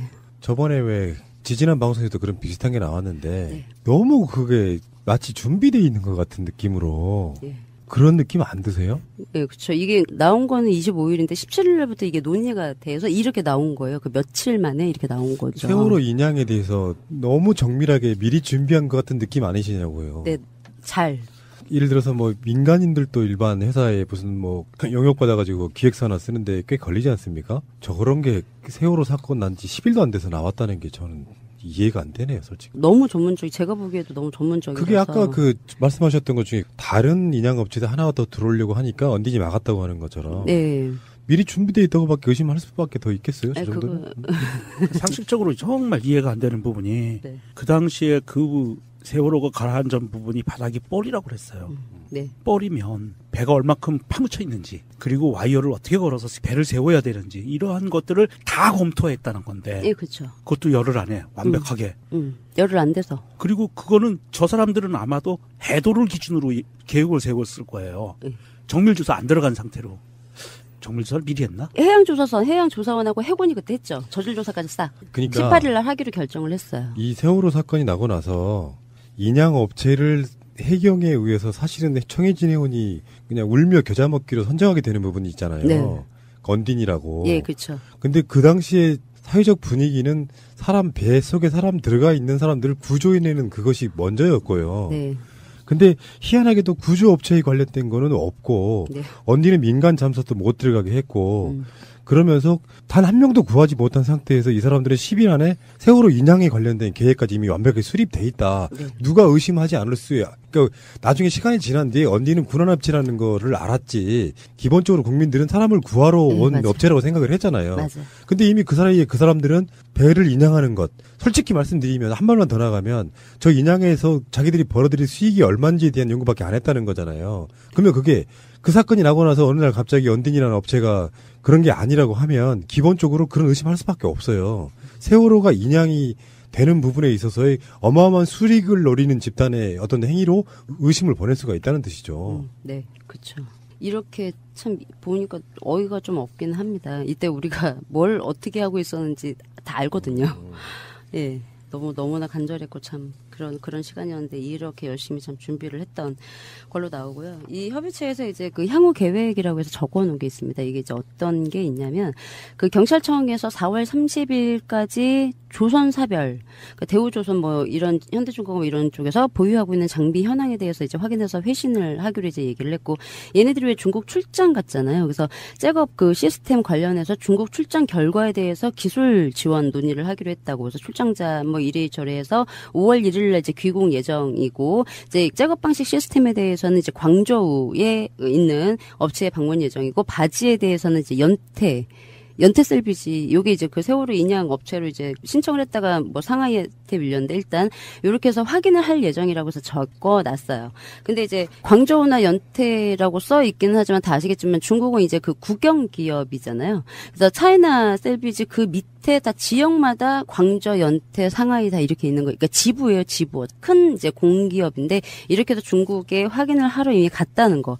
셋업 시스템으로 해서 이제 요거를 결정을 해놓고 어떤 장비가 필요한지에 대해서 이미 이제 갔다 온 걸로 나오고요. 그래서 중국 차이나 셀비지 컨택을 이제 그 선체 인양 준비 과정에서 언딘이 했어요. 여기에 이제 장비가 이렇게 있으니 가자. 해가지고 이제 그 언딘이 이쪽으로 방문을 하자고 이제 얘기를 했고 거기에 장비가 무엇이 있다고 물론 언딘이 설명을 했죠 해경들한테. 중국이 이제 공산국가다 보니까 그 셀비지 회사가 국영 기업에서 컨택 포인트를 한국에서도 국가가 해줬으면 좋겠다. 그러니까 자기네들이 이제 뭐 언딘처럼 중소기업 업체가 장비를 빌려달라고 요구를 하는 것보다 중국 국영 기업이니 우리나라에서 국가에서 요청을 좀 해줬으면 좋겠다고 해서 언딘이 요청을 해경한테 했다는 거죠. 그래서 국가 차원으로 공문을 한 장 좀 보내줘라고 해서 요구를 했어요. 그래서 이런 요청이 있어서 중국의 VIP하고 그 시진핑 주석하고 전화통화, 그러니까 그 박근혜랑 왜 전화통화 전에 했다고 말씀드렸잖아요. 그 이제 통화를 하셨는데 한국에서 장비 요청을 하면 이제 적극적으로 원조를 하겠다고. 그래서 문건을 담당자가 이제 협력강실에서 받아서 공문이 갔다는 걸 확인을 했다고 직접. 그래서 외교부를 통해서 중국에 있는 구조 인양국으로부터 이제 공문을 보냈다고 이제 진술을 한 내용이 있고요. 그다음에 그 그러니까 언딘의 하득보 기사가 이제 4월 28일 날 창원에 있는 무슨 업체하고 유용한 경장하고 전부 다 한 5이 이제 중국으로 출장을 이제 가게 됐다고 해서 나중에 선체 그 팀장 인양 팀장인 이용욱 정보수사국장도 28일 날 이제 출국을 중국 쪽으로 합니다. 그래서 해경하고 같이 이제 출국을 했죠. 처음에는 해경이 갔다는 거에 이것 때문에 논란이 있었는데 해경은 안 갔다고 빠덕빠덕 우겼는데 해경 갔습니다. 가서 실제 장비를 이제 보고 온 거고요. 근데 여기서 이제 그 특이한 게 한국에서 이제 언딘이 군안 업체에서 일을 하고 있을 때 2013년도 7월 15일 그러니까 문자를 서로 주고받은 거를 좀 보면 김천일이 이제 문자 내용 중에서 다음 주에 윤상희 형이랑 김윤성 사장입니다. 윤상희 형이랑 중국 그 차이나 셀비지 대표랑 미팅 가요라고 해서 문자가 있어요. 2013년도에. 차이나 셀비지랑 이미 안면이 있었고 여기에서 했던 이제 군안 업체 일도 하기는 했는데 문제는 이 상하이 셀비지가 차이나 셀비지 밑에 자회사예요. 네. 상하이 셀비지 밑에 자회사라고요. 그래서 제가 보기에는 언딘이 손을 띄긴 했는데 이게 정말 띈 게 맞나? 라는 이제 생각이 잠깐 들었어요. 이걸 보는데 차이나 셀비지 대표랑 미팅도 할 정도로 안면이 있어요. 네. 그런데 세월호 인양을 상하이 셀비지가 했단 말이에요. 희한하네. 네. 2014년부터 이미 대표랑 미팅을 할 정도로 안면이 있고요. 김윤상이. 자회사인 상하이가 들어와서 세월호를 인양을 했다. 그러니까 뭐 언딘을 대사했다 이런 의혹도 가질 수 있는 네. 거예요.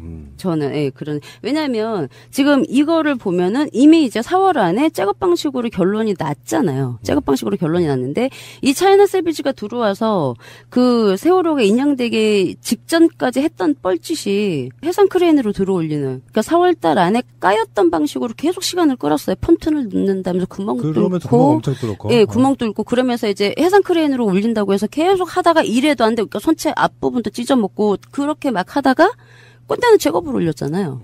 예. 이게 정말 우연인가 싶은 거죠, 저는. 예. 그래서 이미 2달 안에 이거 나 올릴 수 있고 크레인 인양 방식은 좀 부적절하니 잭업으로 올릴 거야라고 해서 이미 4월 달 안에 결정이 났어요. 예. 아주 오래전에.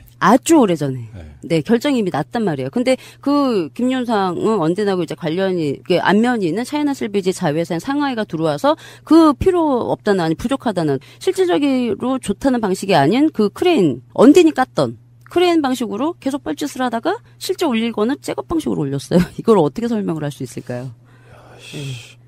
뭐 그렇습니다. 그래서 실제 이제 여기를 방문을 해요. 차이나 레스큐 셀비지. 그 언딘 사장하고 미팅을 했던 대표랑 미팅을 했다던 이곳에 실제 방문을 해서 이제 출장자가 한 5명 정도 돼서 출장비가 한 590만 원 정도 이것도 군안의 비용을 청구를 했어요. 593만 뭐 7천 원 정도 사용을 했다. 라고 해서 이제 그 청구 비용이 있어서 말씀을 드리는 거고요.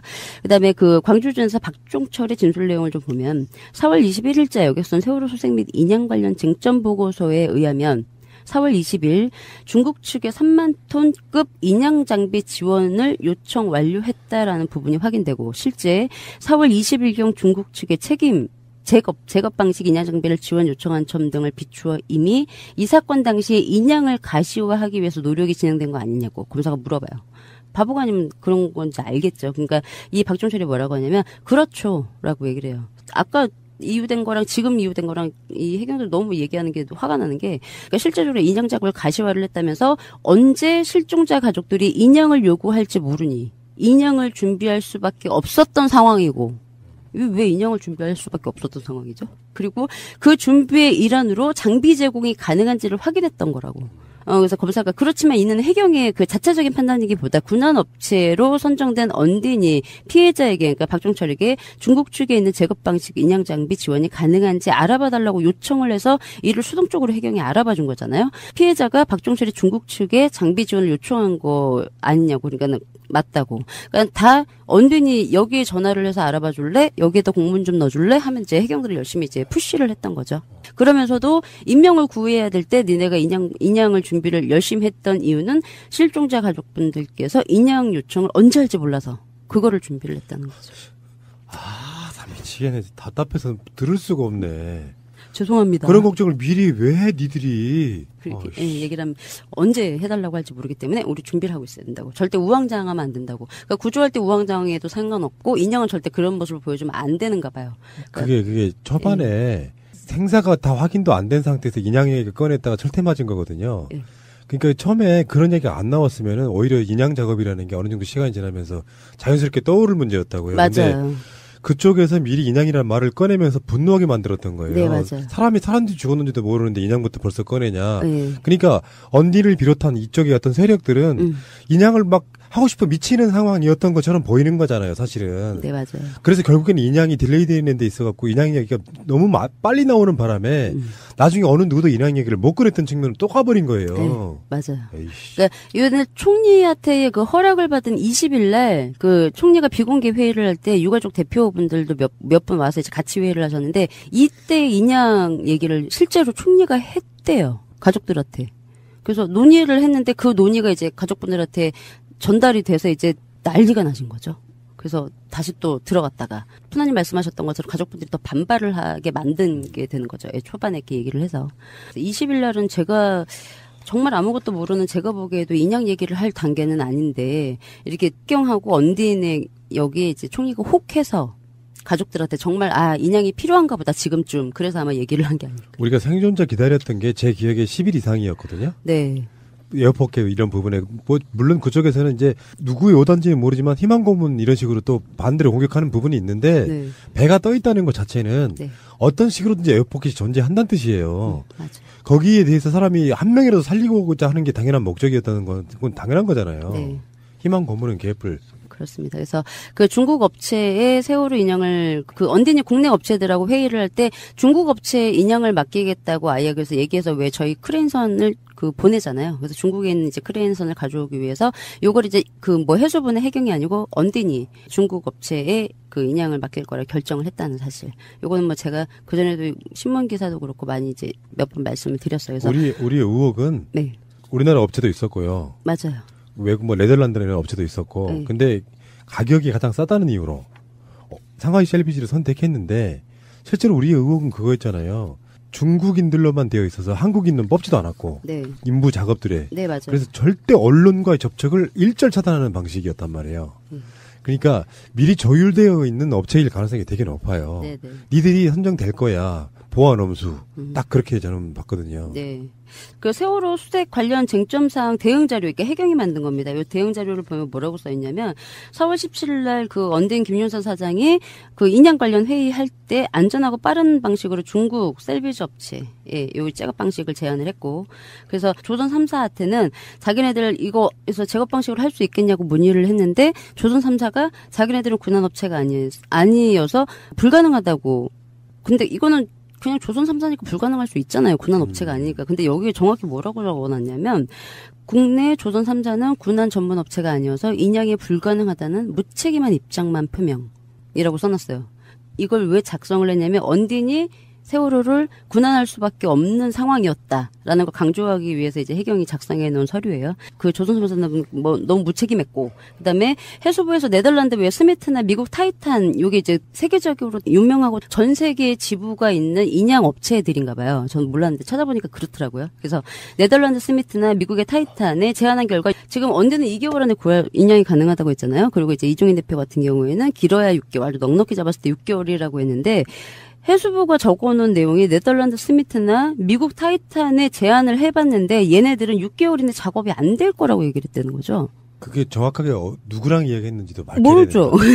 수사하려면 이렇게 밝혀내야 되는 거죠. 네, 적어놨습니다. 세계적인 군환업체한테 얘기를 했는데 6개월 이내는 작업 안 될 거라고. 그래서 비용을 또 적어놓은 게 6개월 이내는 작업이 어렵고 비용은 1,500에서 2,000억 정도 소요가 된다고. 그게 다 저는 유령일 가능성이 없습니다. 제가 봤을 때는. 상하이 셀비지 하나만 염두에 두고 있었던 것처럼 보이잖아요. 네네. 그래서 언딘을 배제하고는 지금 상황에서는 불가능하다고, 인양이나 이런 게 적어놨어요.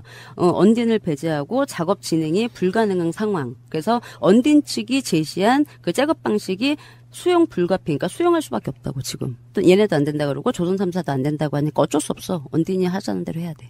적어놨어요. 그 짜여진 시나리오들을 몰고 가는 느낌 안 들어요? 네, 맞아요. 지금 상하이 셀비지를 향해 가고 있잖아요. 네, 맞아요. 나머지는 누구한테 알아봤는지 근거 못 되면 다 그 조작입니다. 그거. 네, 맞아요. 근데 조선 선사도 안 된다고 했고 외국인한테도 물어봤는데 6개월 안에는 인양 못 한다고 했어. 근데 이제 언딘이 지금 한다고 하니까 언딘한테 맡기는 게 맞는 것 같아. 이 얘기를 지금 하고 있는 거예요. 우리 뭐 알 수도 없는, 우리는 이제 알 수도 없는. 여기서 하나만 궁금증이에요. 네. 그때 중국에서 강에 배가 빠졌을 때 그걸 건져 올리는 업체가 상하이 셀비지라 그랬잖아요. 그게 차이나 셀비지 아니에요? 네, 맞아요. 밑에 지사. 그런 식으로 그렇게 네, 만들어진 거죠. 네. 네. 뭔가 냄새가 나네. 오, 배를 너무 후딱 잘 건졌어요. 아니, 그러니까 그게 내가 봤을 때는 언딘이나 상하이 셀비지나 생긴 지 얼마 안 되는 건 사실 어떻게 보면 경력이 하나도 전무한, 그래서 같은 계열사의 경력을 가져다 쓴 게 아닌가 싶어요. 네, 경력이 많이 있게 실력에도 조금 의문을 제기하시는 분들도 많더라고요.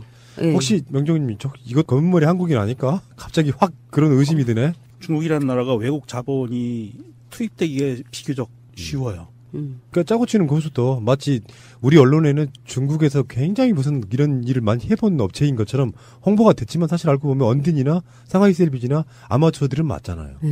예, 맞아요. 그래서 국영기업이라고 해서 뭐 중국 국영기업이라고 해서 딱 이렇게 타이틀 걸어서 기사도 나오고 했죠. 그리고 조선 3사는 아예 그냥 그 입찰에서 들어오지도 않았고요. 그래서 이 그 인양 업체 선정 과정을 공개를 좀 해서 확인을 해야 되는데 아직도 비공개를. 이것도 수사 대상이죠. 네, 하고 있습니다. 이거 좀 진행 과정. 이게 2015년 5월 5일 날 기사가 뜬 거에 보면은요. 세월호 선체 통째 인양이 결정된 가운데 세계적인 해양 군환 업체인 스비처 셀비지와 타이타닉 셀비지가 합병했다라는 뉴스가 나와요. 그래서 세계 최대의 군환 업체가 하나가 탄생을 한 거죠. 기술적으로 이미 다 검증된 회사인 거죠. 이런 회사들이. 네. 근데 상하이가 됐어요. 그래도 그들 근거는 비용이잖아요. 싸게 해준다고 하니까. 맞아요. 상하이가 됐어요. 네, 전 세계적인 기업인데 상하이가. 근데 원래 입찰할 때는 사실 그 금액을 서로 짬짬이 맞추면 안 되잖아요. 네, 맞아요. 그래서 그거 담합 의혹도 있었어요. 네, 그래서 그것도 조사를 해봐야 된다라는 내용이 이제 있었고요. 마지막으로 하나, 이제 아까 말씀드렸던 것처럼 해수부가 언딘 인양 실력을 믿지 못했던 내용이 어떤 게 있었냐면, 그 박종철 진술 내용을 보면 당시 군환업체 선정에 있어서 언딘을 이제 못 박은 게 해경이잖아요. 해수부는 전혀 모르고 있었어요. 오픈 이제 그 표면적으로 보면. 그래서 해수부에서 언딘이 영세업체라는 이유로 반대를 했어요. 나우선 경우 같은 경우에는 그 구조군환 업무 1일 실적 계획 보고 같은 거 이제 문건 언제 어떻게 내용으로 작성이 된 경위에 대해서 막 설명을 하다가 그 정욱한 경정이 실무 기술 자문팀이라고 해서 언딘 목포 사무실이 편성이 되면서 그 팀에 이제 아예 그 파견이 나간 해경이 있었어요. 4월 23일 날 오후 3시쯤 내용이 나오는데 언딘 대표가 청해진 해운과 계약을 이제 맺고 있는 상태였잖아요. 근데 청해진 해운이 보니까 부실이고 뭐 세월호도 뭐 100억 가까이에서 대출을 받아서 이제 했다고 하니 이거를 인양을 하면은 이 돈을 과연 받을 수 있을까 이렇게 의문이 있었나 봐요. 그래서 계약을 맺고 있는 상태인데 언딘 그 김윤상이 해수부한테 보증을 서달라고 요청을 했대요. 23일 날 해수부 이제 장관한테. 이거 인양하는 거에 대해서 국가에서 보증을 서달라고 요구를 했다는 거죠. 여기에 대해서 장관이나 국장이 구체적으로 약속을 했다기보다 개괄적인 지원을 약속했다고 그렇게 얘기를 서로 했다고 그 언딘 인양 사무실에서 이 1일 보고서를 보면 해수부는 이제 언딘이 국내 중소기업이므로 대국민 신뢰성 확보 차원에서 일본 등 선진 기업과 제휴하는 등으로 하는 게 어떻겠냐라고 해서 얘기를 이제 해수부 쪽에 했다는 거죠. 근데 언딘 측에서 반발과 설득으로 해수부에서 인양하다가 실패하면 후폭풍이 우려가 되니까 외국 선진업체와 제휴를 이제 하는 거를 요구를 했었는데 언딘 측이 반발해서 그냥 언딘이 혼자 이제 하기로 했다, 단독으로 진행을 하기로 했다라는 어이없는 진술이 있어서 말씀을 좀 드렸습니다. 그러니까 해수부의 요구를 언딘이 막았다는 거잖아요. 국가적인 재난 차원에서 언딘이 노했어요. 그러니까 해수부에서 응 알겠어 하고 뒤로 물러난 거잖아요. 여기 이제 말씀하신 내용들 중에 보면 해수부가 언딘이라든지 이런 거에 대해서 이렇게 눈 감아주는 부분도 살짝 보이잖아요. 그러니까 예를 들면 상하이 LPG 선정하는 데 마찬가지고. 그럼요.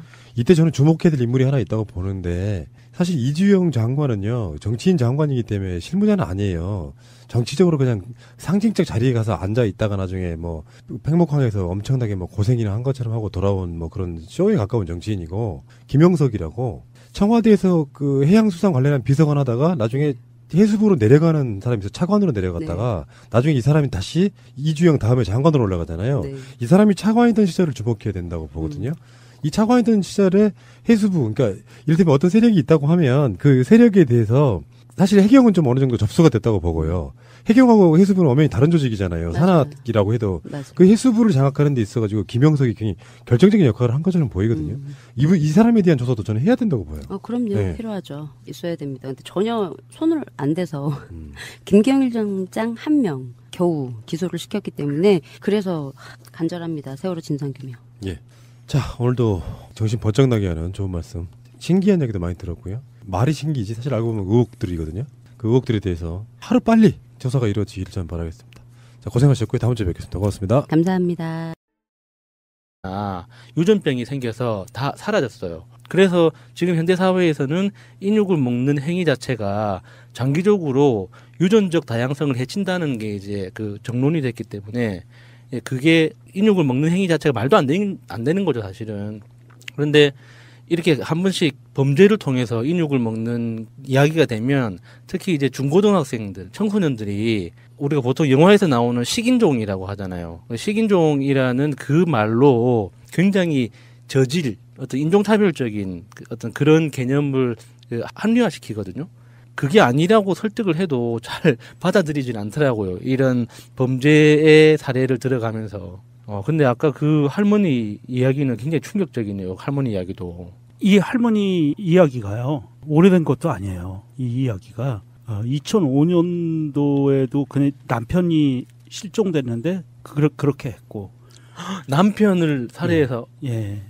그러니까 대박이다 진짜. 최근에 이 타마라 삼소노바라는 할머니가 최근에 그런 것이 밝혀져서 지금 그 형을 살고 있대요. 복역 중이래요. 이 할머니 사진을 보니까 그냥 동네 할머니 같은 애요. 끔찍하네요 좀. 이런 이야기하기가 좀 여러 가지 좀 마음이 좋지는 않은데 사람의 목숨 가치가 너무 그냥 쉽게 여겨지는 것 같다. 이런 생각들이 좀 하게 되네요. 뭐 죄책감 자체를 못 느끼는 사람들일 수도 있고, 그러니까 어쨌든 범죄자로만 인식이 될 게 아니라 뭔가 정신병이잖아요, 이거는. 예. 이런 면에서는 어떻게 보면은 서해순하고도 비슷한 심리적인 병이 더 크다고 볼 수 있지 않을까 싶네요.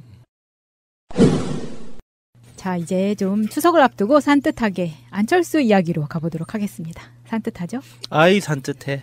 정의당 이정미 대표가 국민의당에게 적극적으로 대북 특사를 제안하고 추천받아보는 것도 방법이라고 밝혔습니다. 아니, 그렇단 말이에요? 저는 반대하고 싶지만 철수가 기분이 좋아진다면 아니. 이거는 기분의 문제가 아니고요. 이거는 국가 100년 천년지 대계를 밟아나갈 수 있는 단초가 되는 일인데 의견을 구하는 거잖아요. 아니, 네가 골라 하는 게 아니라 추천해봐 이런 거니까. 그럼 안철수는 저요 그래요. 좋은 의견 감사합니다 이렇게 넘어가면 안 될까요? 지금 그러면... 안철수가 계속해서 그 외교 사절을 바꿔야 된다, 뭐 외무부를 바꿔야 된다 계속 이런 이야기를 하잖아요. 네가 한번 해봐 그러면 자기가 외무부 장관 시켜준다고 하면은 정말 하겠다고 할 사람이잖아요. 그런 일은 없었으면 좋겠습니다. 없었으면 좋겠어요. 네. 근데 이게 이정미 대표도 조금 좀 너무 쉽게 말씀을 하시는 게 대북 특사는요. 미국 특사보다도 더 중요하고요. 그렇죠. 중국 특사보다도 더 네. 중요하고요. 이 자리는요. 정말 대통령과 국민들이 어떠한 생각을 북한에 대해서 어떠한 생각을 갖고 있는지 그리고 북한과 남한과의 관계는 어떻게 장기적으로 설정해 나가야 되고 지금 당장의 현안은 무엇이며 이것을 어떻게 풀어나갈 것인가 이러한 것들을 대통령과 국민과 같이 공유하는 사람이 가야 되는 거예요. 새가 날아든다는 여러분들의 하트를 먹고 삽니다. 잊지 않으셨죠? 에피소드 제목을 누르고 플레이가 되면 오른쪽 위에 하트를 꾹 눌러주세요. 오늘도 감사합니다. 더 많은 분들이 들을 수 있도록 하트 꼭 눌러주세요.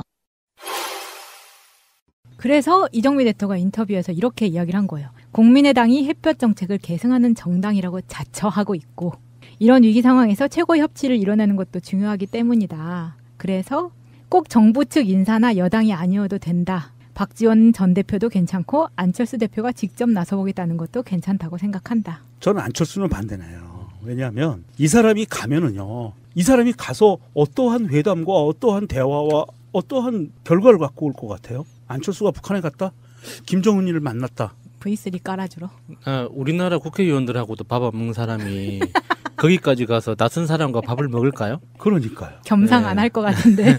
아니 그리고 둘이서 무슨 이야기를 하겠어요. 안철수 가가지고 그러면 극중주의를 할 거 아니에요. 휴전선에선 내가 서 있을게. 사실 안철수는 말이 안 돼요. 그러니까는 이정미 대표님 제가 참 좋아하는 정치인이지만 안철수는 그냥 그 예의상 넣었다고 봐요. 그러니까 이게 지금 지금 현재 정치 상황에서 국민의당이 굉장히 중요한 역할을 하고 있으니 그에 걸맞게 국민의당 안에서 안철수 또는 박지원만큼의 비중이 있는 사람이 국가를 대표해서 한번 역할을 해주는 것도 좋지 않겠느냐라는 그런 의도에 필요한 재료로 두 이름을 섞어 넣은 것뿐이지 이정미 대표가 정말 실제로 안철수라는 개인이 그 역할을 할 수 있을 거라고 생각해서 이 레토릭에 넣었다고 생각하지 않아요. 내가 좋아하는 이정미 대표가 절대 그랬으리라고 생각하지 않아요. 제가 지적하는 거는 이정미 대표의 의도는 저도 그러리라고 예상을 해요. 그런데 안철수라는 사람은 거기서 손을 든다니까. 내가 간다고. 철수는 뭐 100번도 들 수 있죠. 그럴 수 있는데. 손을 들었는데 정부에서 좀 죄송하지만 손을 딱 들면 하이파이브 막 해주고 고맙습니다 하고 딱 넘어가면 그러니까 돼요. 죄송하지만 여기 안 대표님께서는 조금 이렇게 뒤로 계시고 좀 더 좀 밑에 있는 직급을 보내겠습니다. 그러면 또 삐져요. 그래서 그 다음에 협치는 없다. 그리고 나온다니까 야당 탄압이다. 이러고. 야당 탄압. 그러니까 안철수 씨는 안 돼요. 이건 잘못 예를 들으신 거고. 박지원 씨는 글쎄 모르겠어요. 박지원 씨도 쉽지는 않은데 너무 노회해서 사실 우리가 대북 특사를 파견한다고 한다면 북한에 있는 김정은과 어느 정도 급을 맞출 필요는 있어요. 그러니까 나이가 그렇게 중요하다는 건 아니지만 박지원 전 대표처럼 그렇게 아주 나이 많으신 분이 김정은하고 가서 말을 한다면 김정은 입장에서는 완전 할아버지잖아요. 할아버지하고 대화를 해야 되는데 그거는 너무 차이가 많이 벌어지고 이 사안을 풀어갈 때는 조금 더 좀 젊으면서 외교적 역량이 있는 사람 그리고 대통령의 복심을 충분히 전달할 수 있는 사람 꼭 알아야 할 어제의 뉴스 5.18 당시 8살이던 김유성 군의 몸 안에서 발견된 총알 파편 분석 보고서입니다. 파편 성분은 납, 탄환 종류는 HP탄으로 의심된다는 분석이 나왔습니다. HP탄은 일반 탄환과 달리 끝부분이 뭉툭하게 파여 있습니다. 몸 안에서 버섯 모양으로 터지면서 납 파편이 피부 조직 사이사이에 박히게 됩니다. 1977년 채택된 제네바 협약 추가 의정서에서 인도주의적 이유로 금지된 무기입니다. 1973년 작성된 국제적십자 보고서에도 HP탄 사용을 금지한다는 문구가 명시되어 있습니다. 한국 국제적십자사에 확인한 결과 제네바 협약국인 한국도 당시 이러한 내용을 통보받았습니다. 이처럼 전장에서 적군에게도 쓰지 못하도록 한 HP탄을 계엄군이 사용했을 가능성이 제기되는 겁니다. 이에 대해 육군 측은 당시 병기 보급 기록에는 남아있지 않다는 입장만을 내놓고 있습니다. 탄환 제조업체인 풍사는 우리가 제작한 탄환으로는 보이지 않는다며 한국전쟁 당시 미국에서 넘어왔을 가능성이 있다고 말했습니다. 이번 국방부 진상조사단의 직접 조사 대상은 아니지만 납탄이 사용됐는지, 했다면 배경은 뭔지에 대한 진상규명도 이루어져야 한다는 지적이 나옵니다. 수도권에 위치한 한 코스닥 상장업체입니다. 이 회사는 지난해 9월 유력 대선 주자의 동생을 부회장으로 영입했습니다. 이 소식이 전해지면서 회사 주가는 한 달 새 3배 넘게 폭등했습니다. 금융감독원은 이 회사 대표 A씨가 이렇게 주가를 띄운 뒤 임원 명의로 차명 보유하던 주식을 팔아 100억 원대의 차익을 남긴 것으로 보고 A씨를 검찰에 고발했습니다. 금감원은 유력 주자의 동생이 회사와 계약을 맺었지만 실제 활동을 하지 않은 위장 영입이라고 보는 반면 업체 측은 해외 사업에 참여하는 등 실제 역할을 해왔다고 주장했습니다.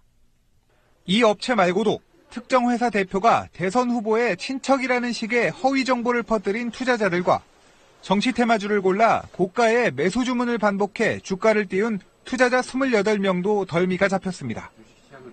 이들이 챙긴 부당이득이 157억 원에 달합니다. 투자자들은 인터넷 게시판이나 SNS를 통해 유포되는 풍문, 루머에 현혹되지 마시고 기업의 실적과 무관하게 주가가 급등하는 종목에 대해서는 투자를 신중하셔야 되겠습니다. 금감원은 대부분의 테마주가 일정 시점이 지난 뒤에는 오히려 폭락을 하는데 이 과정에서 개미 투자자들이 큰 피해를 본다며 주의를 당부했습니다. 지난 26일 강원도 철원 모부대 소속 A모 일병이 총탄에 맞아 숨질 당시 부근 사격장에선 사격훈련이 진행됐습니다. 유효 사거리 460m의 K2 소총 11정과 유효 사거리 250m의 K1 소총 1정 등 모두 12정이 사격훈련에 사용됐습니다. K2 소총의 최대 사거리는 2.4km이지만 최대의 살상을 가하는 유효 사거리는 460m입니다. 당시 사로에서 표적지까지는 200m였고 A 일병이 숨진 곳까지는 400m였습니다. 군 당국은 사격훈련이 이루어질 때 A 일병이 표적지 뒤쪽으로 난 전술도로를 걷고 있었던 점과 탄두 유효 사거리 등을 근거로 돌이나 나무 등을 맞고 굴절된 총탄, 즉 도비탄에 의해 숨졌을 가능성이 높은 것으로 보고 있습니다. 이와 함께 직접 사격이나 표적지를 빗나간 유탄 등 모든 가능성도 함께 열어놨습니다. 직접사 또는 유탄 가능성을 포함해서 도비탄 가능성까지 모든 가능성을 염두에 두고 수사가 현재 진행 중에 있습니다. 이런 가운데 군 수사당국은 유가족의 동의를 얻어 A 일병에 대한 부검을 실시했습니다.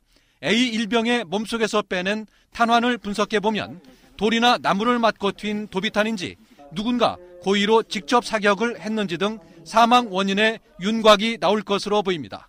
송영무 국방부 장관은 A 일병의 총탄 사망을 둘러싸고 논란이 계속되자 한 점 의혹도 남기지 말라며 특별 수사를 지시했습니다.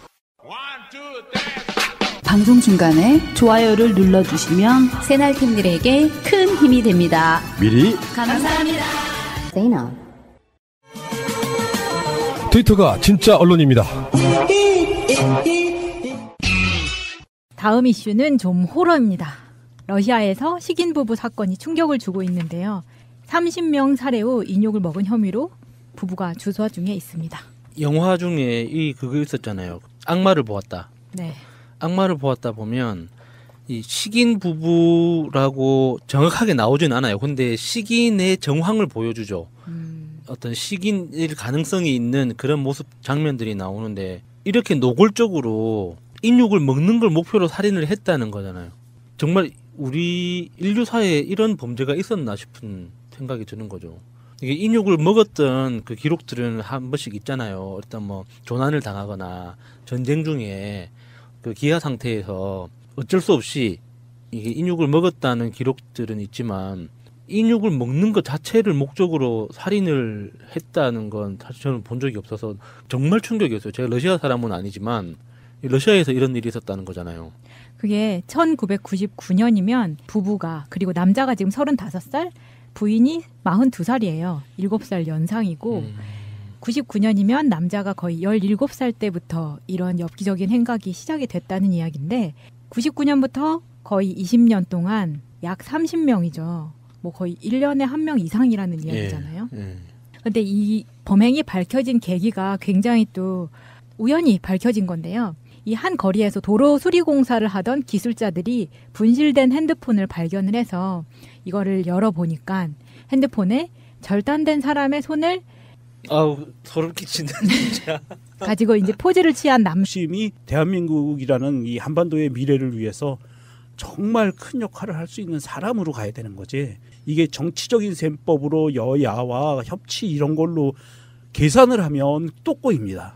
꼬이는 부분을 자꾸 만들어 나가면 어려울 것 같고요. 제가 보기엔 이거는 정면 돌파를 해서 정부에서 해야 될 문제인 것 같고, 물론 이정미 대표가 이렇게 제안하는 것 자체는 건설적이에요. 제안은 건설적인데 제가 보기에는 이름을 너무 잘못 들으셨다. 조금 조심해 주셨으면 좋겠다. 아프다. 안철수 씨 그 극중주의예요. 그러면 안 돼요. 그분은 군사분계선에 양다리 걸치고 내가 여기 서 있을게 그러면 어떡하려고. 사실 그 안철수는 어떤 정치적 철학, 어떤 자기 신념, 그리고 자기가 만들고 싶은 어떤 국가에 대한 그림, 비전 이런 것들이 없기 때문에 맞아요. 그 정말 고위급 정상회담을 하면 할수록 할 말이 없을 거예요. 자기들이 원하는, 내가 원하는 바가 있어야지 대화가 시작되는 거잖아요. 처음 만난 사람에 대해서도 우리가 그냥 내가 기분이 좋고 당신이 반갑다는 거를 알리고 싶어라는 의도가 생길 때 대화가 시작되는 거지, 밋밋하니까 안녕하세요 하고 인사하는 거는 대화가 아니거든요. 근데 지금까지 안철수가 정치를 해오는 걸 보면 자기 생각이 없어요. 그냥 상대가 말하면은 좋아요, 싫어요, 또는 안 알려주지, 이 셋 중에 하나거든요. 그러면 이런 사람이 정상회담을 한다? 사실 그는 정치적인 외교적 사고예요. 그러면 안 되는 거고, 만약에 우리가 정말 차악을 선택한다면 박지원 대표 정도는 괜찮을 거라고 생각해요. 왜냐하면 그쪽 북한 측의 원로들하고도 그 인맥이 어떤 인연이 있고, 그 박지원이라는 사람이 북한과 교류했던 그런 역사적 기록들이 있기 때문에 그런 예우 차원에서도 북한 문화에서 봤을 때 박지원 같이 북한 입장에서 봤을 때 낯 익은 사람, 대화의 물꼬를 터주는 것도 괜찮을 거라고 생각하고, 박지원 대표가 개인적으로 가지고 있는 자기 욕망, 어떤 욕심, 정치적 욕심, 역사에서 자기 이름을 남기고 싶은 그 욕심에서 마지막 그 한 단추가 북한과의 관계를 풀어놓는 역할을 자기가 하고 싶어 하잖아요. 그런 측면에서 봤을 때 박지원 대표한테 맡기면은 굉장히 잘할 거라고 생각해요. 당을 떠나서. 그럴까요? 박지원 대표 저는 좀 회의적이라. 그러면 만약에 안철수한테 이러한 이정미 대표의 생각을 10분 이해해서 생각을 해보자면, 안철수한테 혹은 박지원한테 이런 뭔가 역할을 줬을 때, 그러니까 자기들이 원하는 이 대장 노릇을 하고 싶어하는 그만큼의 역할을 줬을 때 기대하는 반사 이익이 있을 거 아니에요. 그런 걸 생각하고 지금 이정미 대표가 워낙에 지금 난리를 부리고 있으니까 이런 발언을 하지 않았나 하는 생각도 드는데, 이런 이야기를 한 배경에는 이런 생각이 있었습니다. 그 막말이 넘쳐나는 유엔 총회에서 문 대통령의 격조 높은 연설을 감명 깊게 들었는데, 한반도의 안보가 엄중하기 때문에 기존 문법과 관성적 대응으로는 부족하지 않나 싶었다. 그래서 대북 특사 파견과 관련해서는 전쟁을 불사하는 레드라인을 넘나들고 있는데 그린라인으로 바꿀 전격적인 모멘텀이 필요하다. 이런 생각으로 이제 27일 청와대 회동에서 이정미 의원이 다시 한번 청와대에서도 이러한 생각을 밝혔다고 합니다. 아무리 그래도 안철수는 반댈세. 안철수 대표가 참석을 안 할 수 있는 그런 핑계거리를 찾다가 실패한 것 같아요. 뭔가 딱 거부할 명분이 뭔가 적당한 게 없어서 어쩔 수 없이 지금 참석한 것 같은데, 사진을 보면은 표정이 굉장히 안 좋아요. 근데 어떻게 빠질 수도 없는 게 이 일정 자체를 안철수 대표의 일정을 고려해서 만든 27일 7시라는 시간이었기 때문에 본인이 빠져나갈 그 구멍이 없었던 것 같아요. 그러니까 더 마음에 안 들었겠죠. 뭔가 좀 다른 핑계가 있어야 되는데. 이 자리에서 안철수가 이렇게 이야기를 합니다. 세계는 한국인이 핵위협에 둔감하다고 수군된다고 한다. 우리의 노력은 철저히 한미 간 기존 동맹을 공고히 하는 데 맞춰야 한다. 청와대 외교팀의 내부 혼선까지 겹쳐지니 더 불안하다. 여러 차례 안보회담을 제안하고 우리 안보팀 역량 문제 제기한 것도 이런 점 때문이다. 오늘 대화를 통해 북한 핵 문제는 반드시 평화적으로 해결돼야 한다는 원칙과 동시에 북한 무모한 행동을 확실히 억제할 수 있는 한미 간 확실한 방법 찾기를 기대한다. 이렇게 얘기했는데 이게 뭔 소리인지 모르겠어요. 전혀 앞뒤가 안 맞잖아요. 자기를 시켜주면 자기가 잘하겠다는 이야기인가? 안 된다니까. 앞뒤 안 맞는 얘기를 이렇게 뻘짓하고 다니면은요, 이거 박근혜 시대로 다시 회귀하는 거예요. 좀 이게 대한민국의 세 번째 당이죠, 국민의당이 크기가. 네. 예, 3당 세 번째 정당의 당 대표로서 대통령을 만나러 가고 다른 정당의 대표들과 같이 회동을 하는 자리에서 할 수 있는 말들이 사실 이런 말들밖에 없었을까요? 좀 실질적인 이야기를 했으면 좋겠어요. 안철수 대표가 그 회동 자리에서 뭐 외교 문제를 꺼내고 북핵 문제를 거론하고 할 수 있죠. 근데 이제 그게 내가 대통령만큼 나라 생각을 하고 대통령한테 이런 조언을 한다라는 걸 보여주기 위해서 이런 이야기를 꺼낼 수는 있지만 실질적으로 야당으로서 그리고 자기들이 말하는 캐스팅 보트로서 국회 운영에 대해서 할 말이 있을 거예요.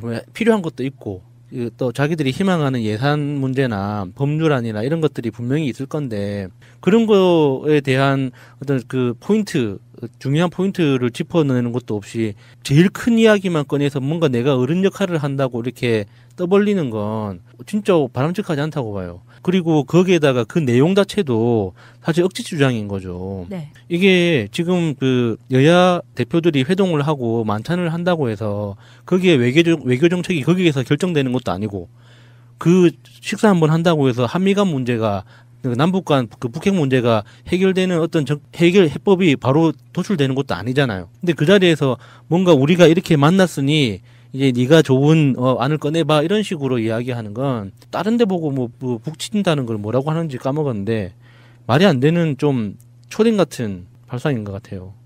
이게 이제 문 대통령이 한 말을 핵심을 보면은 이거예요. 다른 거는 다 모르고 이제 뭐 경제 문제도 얘기를 하고 했는데 이런 안보 상황 이야기를 가장 중요하게 하면서 현재 우리가 처해 있는 안보 문제만큼은 여야 정부가 함께 힘을 모으는 모습을 보여준다면 국민께 희망도 되고 경제에도 큰 힘이 될 것이다. 대표님들께서 지혜를 많이 모아주시길 바란다. 여야정 국정상설협의체를 조속 구성하고 그 틀에서 안보 문제를 상시적으로 여야와 정부가 함께 협의해 나가는 모습이 갖춰지면 좋겠다. 라고 이야기를 하고 강조를 했는데 이 부분에 대해서 이게 이루어지지가 않았어요. 여기에서 지금 이 발언에 대해서 굉장히 좀 이게 사실 청와대가 이 안보 문제는 그러면 여야 정당 순회들과 같이 해법을 만들어서 풀어나가겠다라고 하는 어떤 의지를 보여준 거거든요. 그래서 대북한, 대미국, 대중국의 외교 노선을 정할 때 우리 안보에 관계된 노선을 정할 때 특사 파견까지 노선을 정할 때 청와대로서는 독단적으로 하지 않고 같이 의견을 듣고 내지는 정보도 공유하면서 이렇게 대한민국이라는 나라 하나의 큰 틀로 움직이자라고 제시를 했는데 이거에 대해서 이제 이게 틀어졌어요. 그 틀어지면서 이 주호영 권한대행이죠, 원내대표. 이 사람이 얘기하는 거는 대통령이 주재하는 거는 국회가 대통령 밑에 있는 거라서 안 돼. 이런 논리를 폈어요. 그게 무슨 말이에요? 국회가 대통령 밑에 자기들 있다니요? 국회의원인데 예. 대통령이 이런 그 여야정 협의체를 만드는 거예요. 자기들이 쓱 들어가서 대통령이 주재하는 데서 이렇게 뭔가를 하는 거는 자기들 국회의원인데 국회의원들이 대통령 밑으로 들어가는 모양새니까 안 돼라고 거부를 한 거예요. 이게 참 너무 단순 무식한 이게 우리가 국회의원들이 과연 제대로 된 인간들인가 하는 의심을 품었던 내용들 중에 하나가 이거예요. 나라가 정말 곧 전쟁이 날지도 모르는 급박한 상황으로 치달아가는 이때 물론 나지는 않겠지만 그렇게 급박하게 국제 정세가 돌아가고 있는 이 상황에 하나로 똘똘 뭉쳐서 무언가 단일한 모습으로 목소리를 하나로 내면서 외교적으로 풀어나가자 안보 문제를 풀어나가자라고 제안이 들어왔으면 이것을 당내에서 협의하고 우리 의견을 모아봅시다라고 얘기를 끝냈어야 정상인 거라고 보거든요. 그런데 이 자리에서 그게 안 된다고 했다면 얘는 도대체 지가 국회의원인 게 원내대표인 게 무슨 그렇게 큰 벼슬이라고 대통령 밑에 못 들어가 이 논리예요. 근데 누가 대통령 밑에 들어가려는 거야? 자기들이 제일 궁금해하는 정보를 준다는 거 아니에요 지금. 협의체를 한다는 거는 그리고 자기들 목소리를 들어서 대한민국의 외교 안보 정책을 자기들 목소리를 들어서 수용하겠다는 건데 얘네들은 완전히 땡깡 부리는 거죠. 이 너무 심한 얘네들의 협치 대상이 정말 안 되는 것 같아요 애들이. 이해훈 의원이나 하태경 의원이나 유승민 의원이나 김무성 의원이나 이런 사람들의 어떤 실제 민낯들을 보면서 바른정당이라는 정당의 당대표 권한대행이잖아요. 그러니까 이런 사람들이 사실상 자유당하고 큰 차이가 없다는 거는 우리가 알잖아요. 예, 지금 이 당 대표 회동에서 홍준표가 빠져 있긴 하지만 사실 홍준표 대신에 홍준표 몫을 가지고 참석한 거라고 봐도 뭐 큰 차이는 없죠. 고난대행이라고 했으니까요. 예. 예. 아, 그 고난대행인가요? 예, 그 고난대행이에요. 당대표 고난대행. 예, 그 홍준표의 고난을 대행해서 간 건 같다는 느낌도 드네요. 그렇게 들으니까. 예. 이게 기본적으로 바른정당도 그렇고 사실 이 협조할 의지가 없잖아요. 전혀 협조할 의지가 없어요. 예. 그러니까 핵 문제에 대해서도 핵 문제를 평화적으로 해결할 의지가 없잖아요. 그렇죠. 전술핵 들여오자고 지금 주장하고 있는데 가서 무릎 꿇고 빌었죠. 예. 주세요 그러고. 예. 그러니까 이 사람들이 무슨 안보에 대해서 이야기를 하는 건지 그거를 뭐 자기들이 어떤 깊은 고민을 하고 있다고 이렇게 입으로 떠드는 것 자체가 사실 문재인 대통령이 하고자 하는 방향에 관심이 없다는 어떤 다른 표현인 거죠. 만찬에서 보면요, 문 대통령이 정말 배려를 많이 하셨다는 게 딱 티가 나는 게, 일단 뭐 일정도 안철수한테 맞춰주기도 했지만 넥타이를 보면 그 안철수가 한 색깔하고 정말 비슷한 색깔로 딱 맞춰주셨어요. 그 녹색 계열로. 네. 일부러 국민의당의 색깔을 택해 주셨다는 다시 한번 섬세한 그래서 보여요. 안철수 표정이 안 좋구나. 나만 해야 되는데 왜 너도 하고 있니? 이래서 안 좋군요. 뭔가 배려를 받아도 받을 그릇이 안 되니까 지금 이러한 상황이 이러한 표정과 상황이 나오는 게 아닌가. 그런데 이렇게 일부러 대통령이 비슷한 녹색 계열의 넥타이로 친근감까지 나타내고 있는데 더 이상 정말 땡깡은 안 부렸으면 좋겠네요. 안철수한테 그런 걸 기대하기는 어려울 것 같습니다. 아마 연말까지 굉장히 큰 화력을 보여줄 거라고 기대하고 있어요. 안철수 대표가. 네. 예. 그럼 우리 여기까지 안철수 대표에 대한 산뜻한 이야기는 접고 더 하고 싶지만 네. 이제 다시 세월호다 18번째 시간입니다. 자, 공순주님 나오셨고요. 네, 안녕하세요. 지난주에 고상현님 나오셔가지고 블랙박스 영상 뭐 그 이야기도 좀 했고, 그리고 해경들 재조사해야 된다 이런 이야기도 했고요. 서명 좀 해주세요 했더니 한 1000명 정도가 더 불어났더라고요. 네. 24일 날 끝나는 거. 네. 그렇게 큰 의미는 없죠. 그게 몇만 명은 돼야 되죠, 원래는. 네. 그래도 많은 분들이 늦게서야 그러니까 이거를 저한테 굉장히 좀 빨리 알려주셨으면 좋을 텐데 서명 작업은 어느 날 갑자기 확 불어나지는 않더라고요. 알리고 그래서 막 10일, 20일 지나야 되는데 한 일주일 남겨놓고 이제 우리 이런 거 하고 있어라고 말하면 어떡해. 뭐 그런 측면이 있었던 것 같고, 어쨌건 참여해주신 모든 분들께 감사드리고요. 이번 서명하신 분들만큼은 세월호 진상규명에 대해서는 누구보다도 앞장서시는 분들이 아닌가 싶고, 뭐 일각에서는 뭐 해경들이 무슨 죄가 있냐 하실지 모르겠는데 저는 그렇게 생각하지 않거든요. 그 사람들을 뭐 따로 처벌하겠다 이런 의미보다 실제로 너희들이 어떤 명령 받았냐 이런 것들에 대한 너무나 미심쩍은 것들이 많았던 사건이. 여성의 셀카 사진하고 여자의 절단된 머리, 막 이런 것들이 이제 사진이 들어있었던 거예요. 그걸 보고 이걸 이제 발견한 사람들이 경찰에 신고를 했겠죠. 그리고 경찰이 핸드폰 소유자를 추적을 하고 이 사람이 이제 잡혔는데, 이 사람은 이제 처음에는 거짓말을 합니다. 진술을 하기를 산책하다가 우연히 이 시신의 잔해들을 발견하고 호기심에 셀카 사진을 찍었다. 이것부터 일단 말이 안 되죠. 예. 범행 현장에서 호기심에 셀카 사진을 찍었다고 하는 것부터가 좀 말이 안 되는데, 계속해서 신문을 하니까 이 30대 여성을 자신의 부인과 함께 살해해서 시신을 회수한 사실을 이제 실토를 해요. 그래서 이 사람들이 또 공군 조종사 양성학교의 기숙사에 살고 있는 부부예요. 예. 그래서 이 집에 급습을 해서 봤더니 8명의 시신의 잔해와 인육을 조리했던 그 동영상이 자료로 남아 있었던 거예요. 그러니까 정말 그 요리를 하기 위해서 사람을 죽였다는 게 너무 명백해지는 거죠. 그리고 냉장고에도 시신의 일부가 발견이 됐고, 그리고 거기에는 이제 날짜도 99년 12월 28일이라는 날짜가 적혀 있어서 이게 99년부터 시작됐구나 라고 알려진 건데, 사실은 99년 이전일 수도 있는 거죠. 그렇죠. 예. 그래서 99년이라고 봤을 때 이제 17살이었다는 이야기고, 여자는 그러면 24살 정도 됐었을 때라는 이야기죠. 냉장고에서 발견된 것 이외에 소금에 저장해 둔 부분도 발견이 됐었고요. 이 두 사람은 당연히 사법적인 처벌을 받겠지만 우리가 상상하는 그런 무기징역, 뭐 사형 이런 거는 안 받을 거예요. 왜냐면은 의학적으로 관심을 갖는 사람들이 굉장히 많을 거거든요.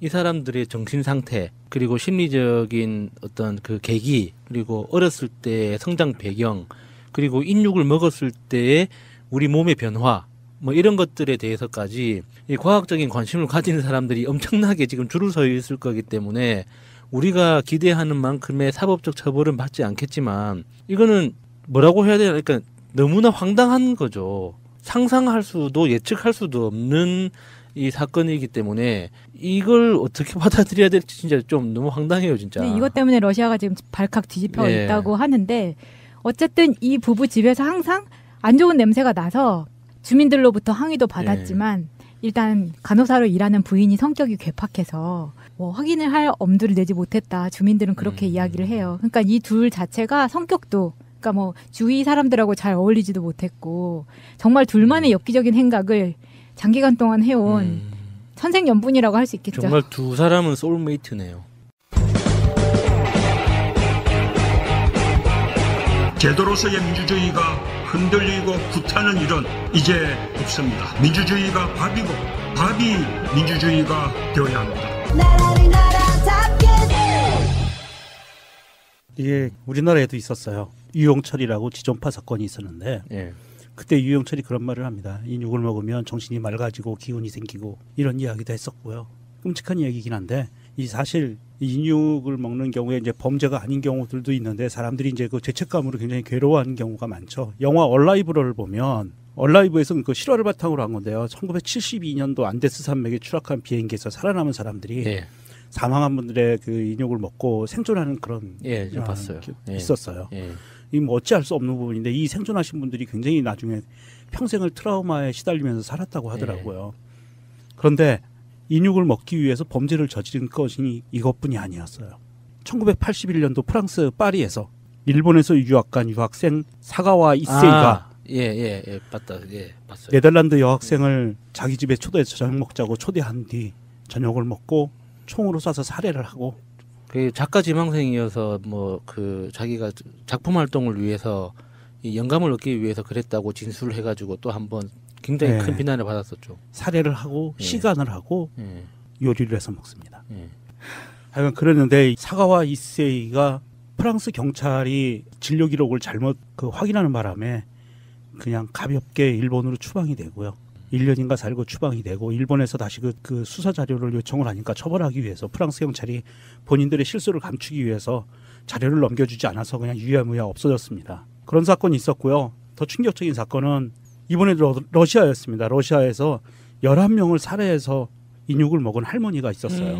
타마라 삼소노바라는 할머니인데 이 할머니도 그 사람들을 11살 때부터 사람을 살해를 하고 할머니 때 잡힌 거예요? 예. 마지막에 그 사람을 살해하고 그럼 79세 때 할머니가 11살 때부터 그렇게 범행을 했는데 할머니 때 잡힌 거라고요? 할머니가 돼서 마지막에 이웃 사람을 살해를 해서 그거를 유기하려고 하다가 걸렸어요. 그래서 여죄를 추궁하다 보니까 11살 때부터 시작했던 거예요. 이런 기록들이 있는데 사실 이 사람이 인육을 먹는 것은 굉장히 오래된 어떤 원시 시대라고 얘기할 수 있는 시대의 전통이었어요. 전쟁을 하면 상대방 장수의 인육을 먹습니다. 네, 그러니까 그 역사에서 식인 습관 어떤 문화가 있었던 건 어떤 절차, 세레모니 같은 거였어요. 그렇죠, 그러니까 세레모니죠. 적을 죽였을 때 내가 승리했다는 표시로 가장 몸이 건강했던 병사나 장수를 이렇게 머리를 쳐가지고 그 뇌만 떠먹든지, 안 그러면은 이제 각 그 팔다리에 그 살을 하나씩 떼어서 그 이긴 진영에 있는 장수들이 상징적으로 먹든지. 그러니까 두 가지. 안 그러면은 또 다른 문화권에서는 굉장히 이제 마을에서 그 존경받는 사람이 돌아가셨을 때 그 돌아가신 분의 지혜를 우리가 기억하겠다라는 의미로 그분의 인육을 먹기도 했었거든요. 그런데 이제 그게 수천 년, 수만 년 인류 문명이 이제 발전해 오면서 인육을 먹었던 종족들은 다 스스로 이제 그 면역력이 약해지거나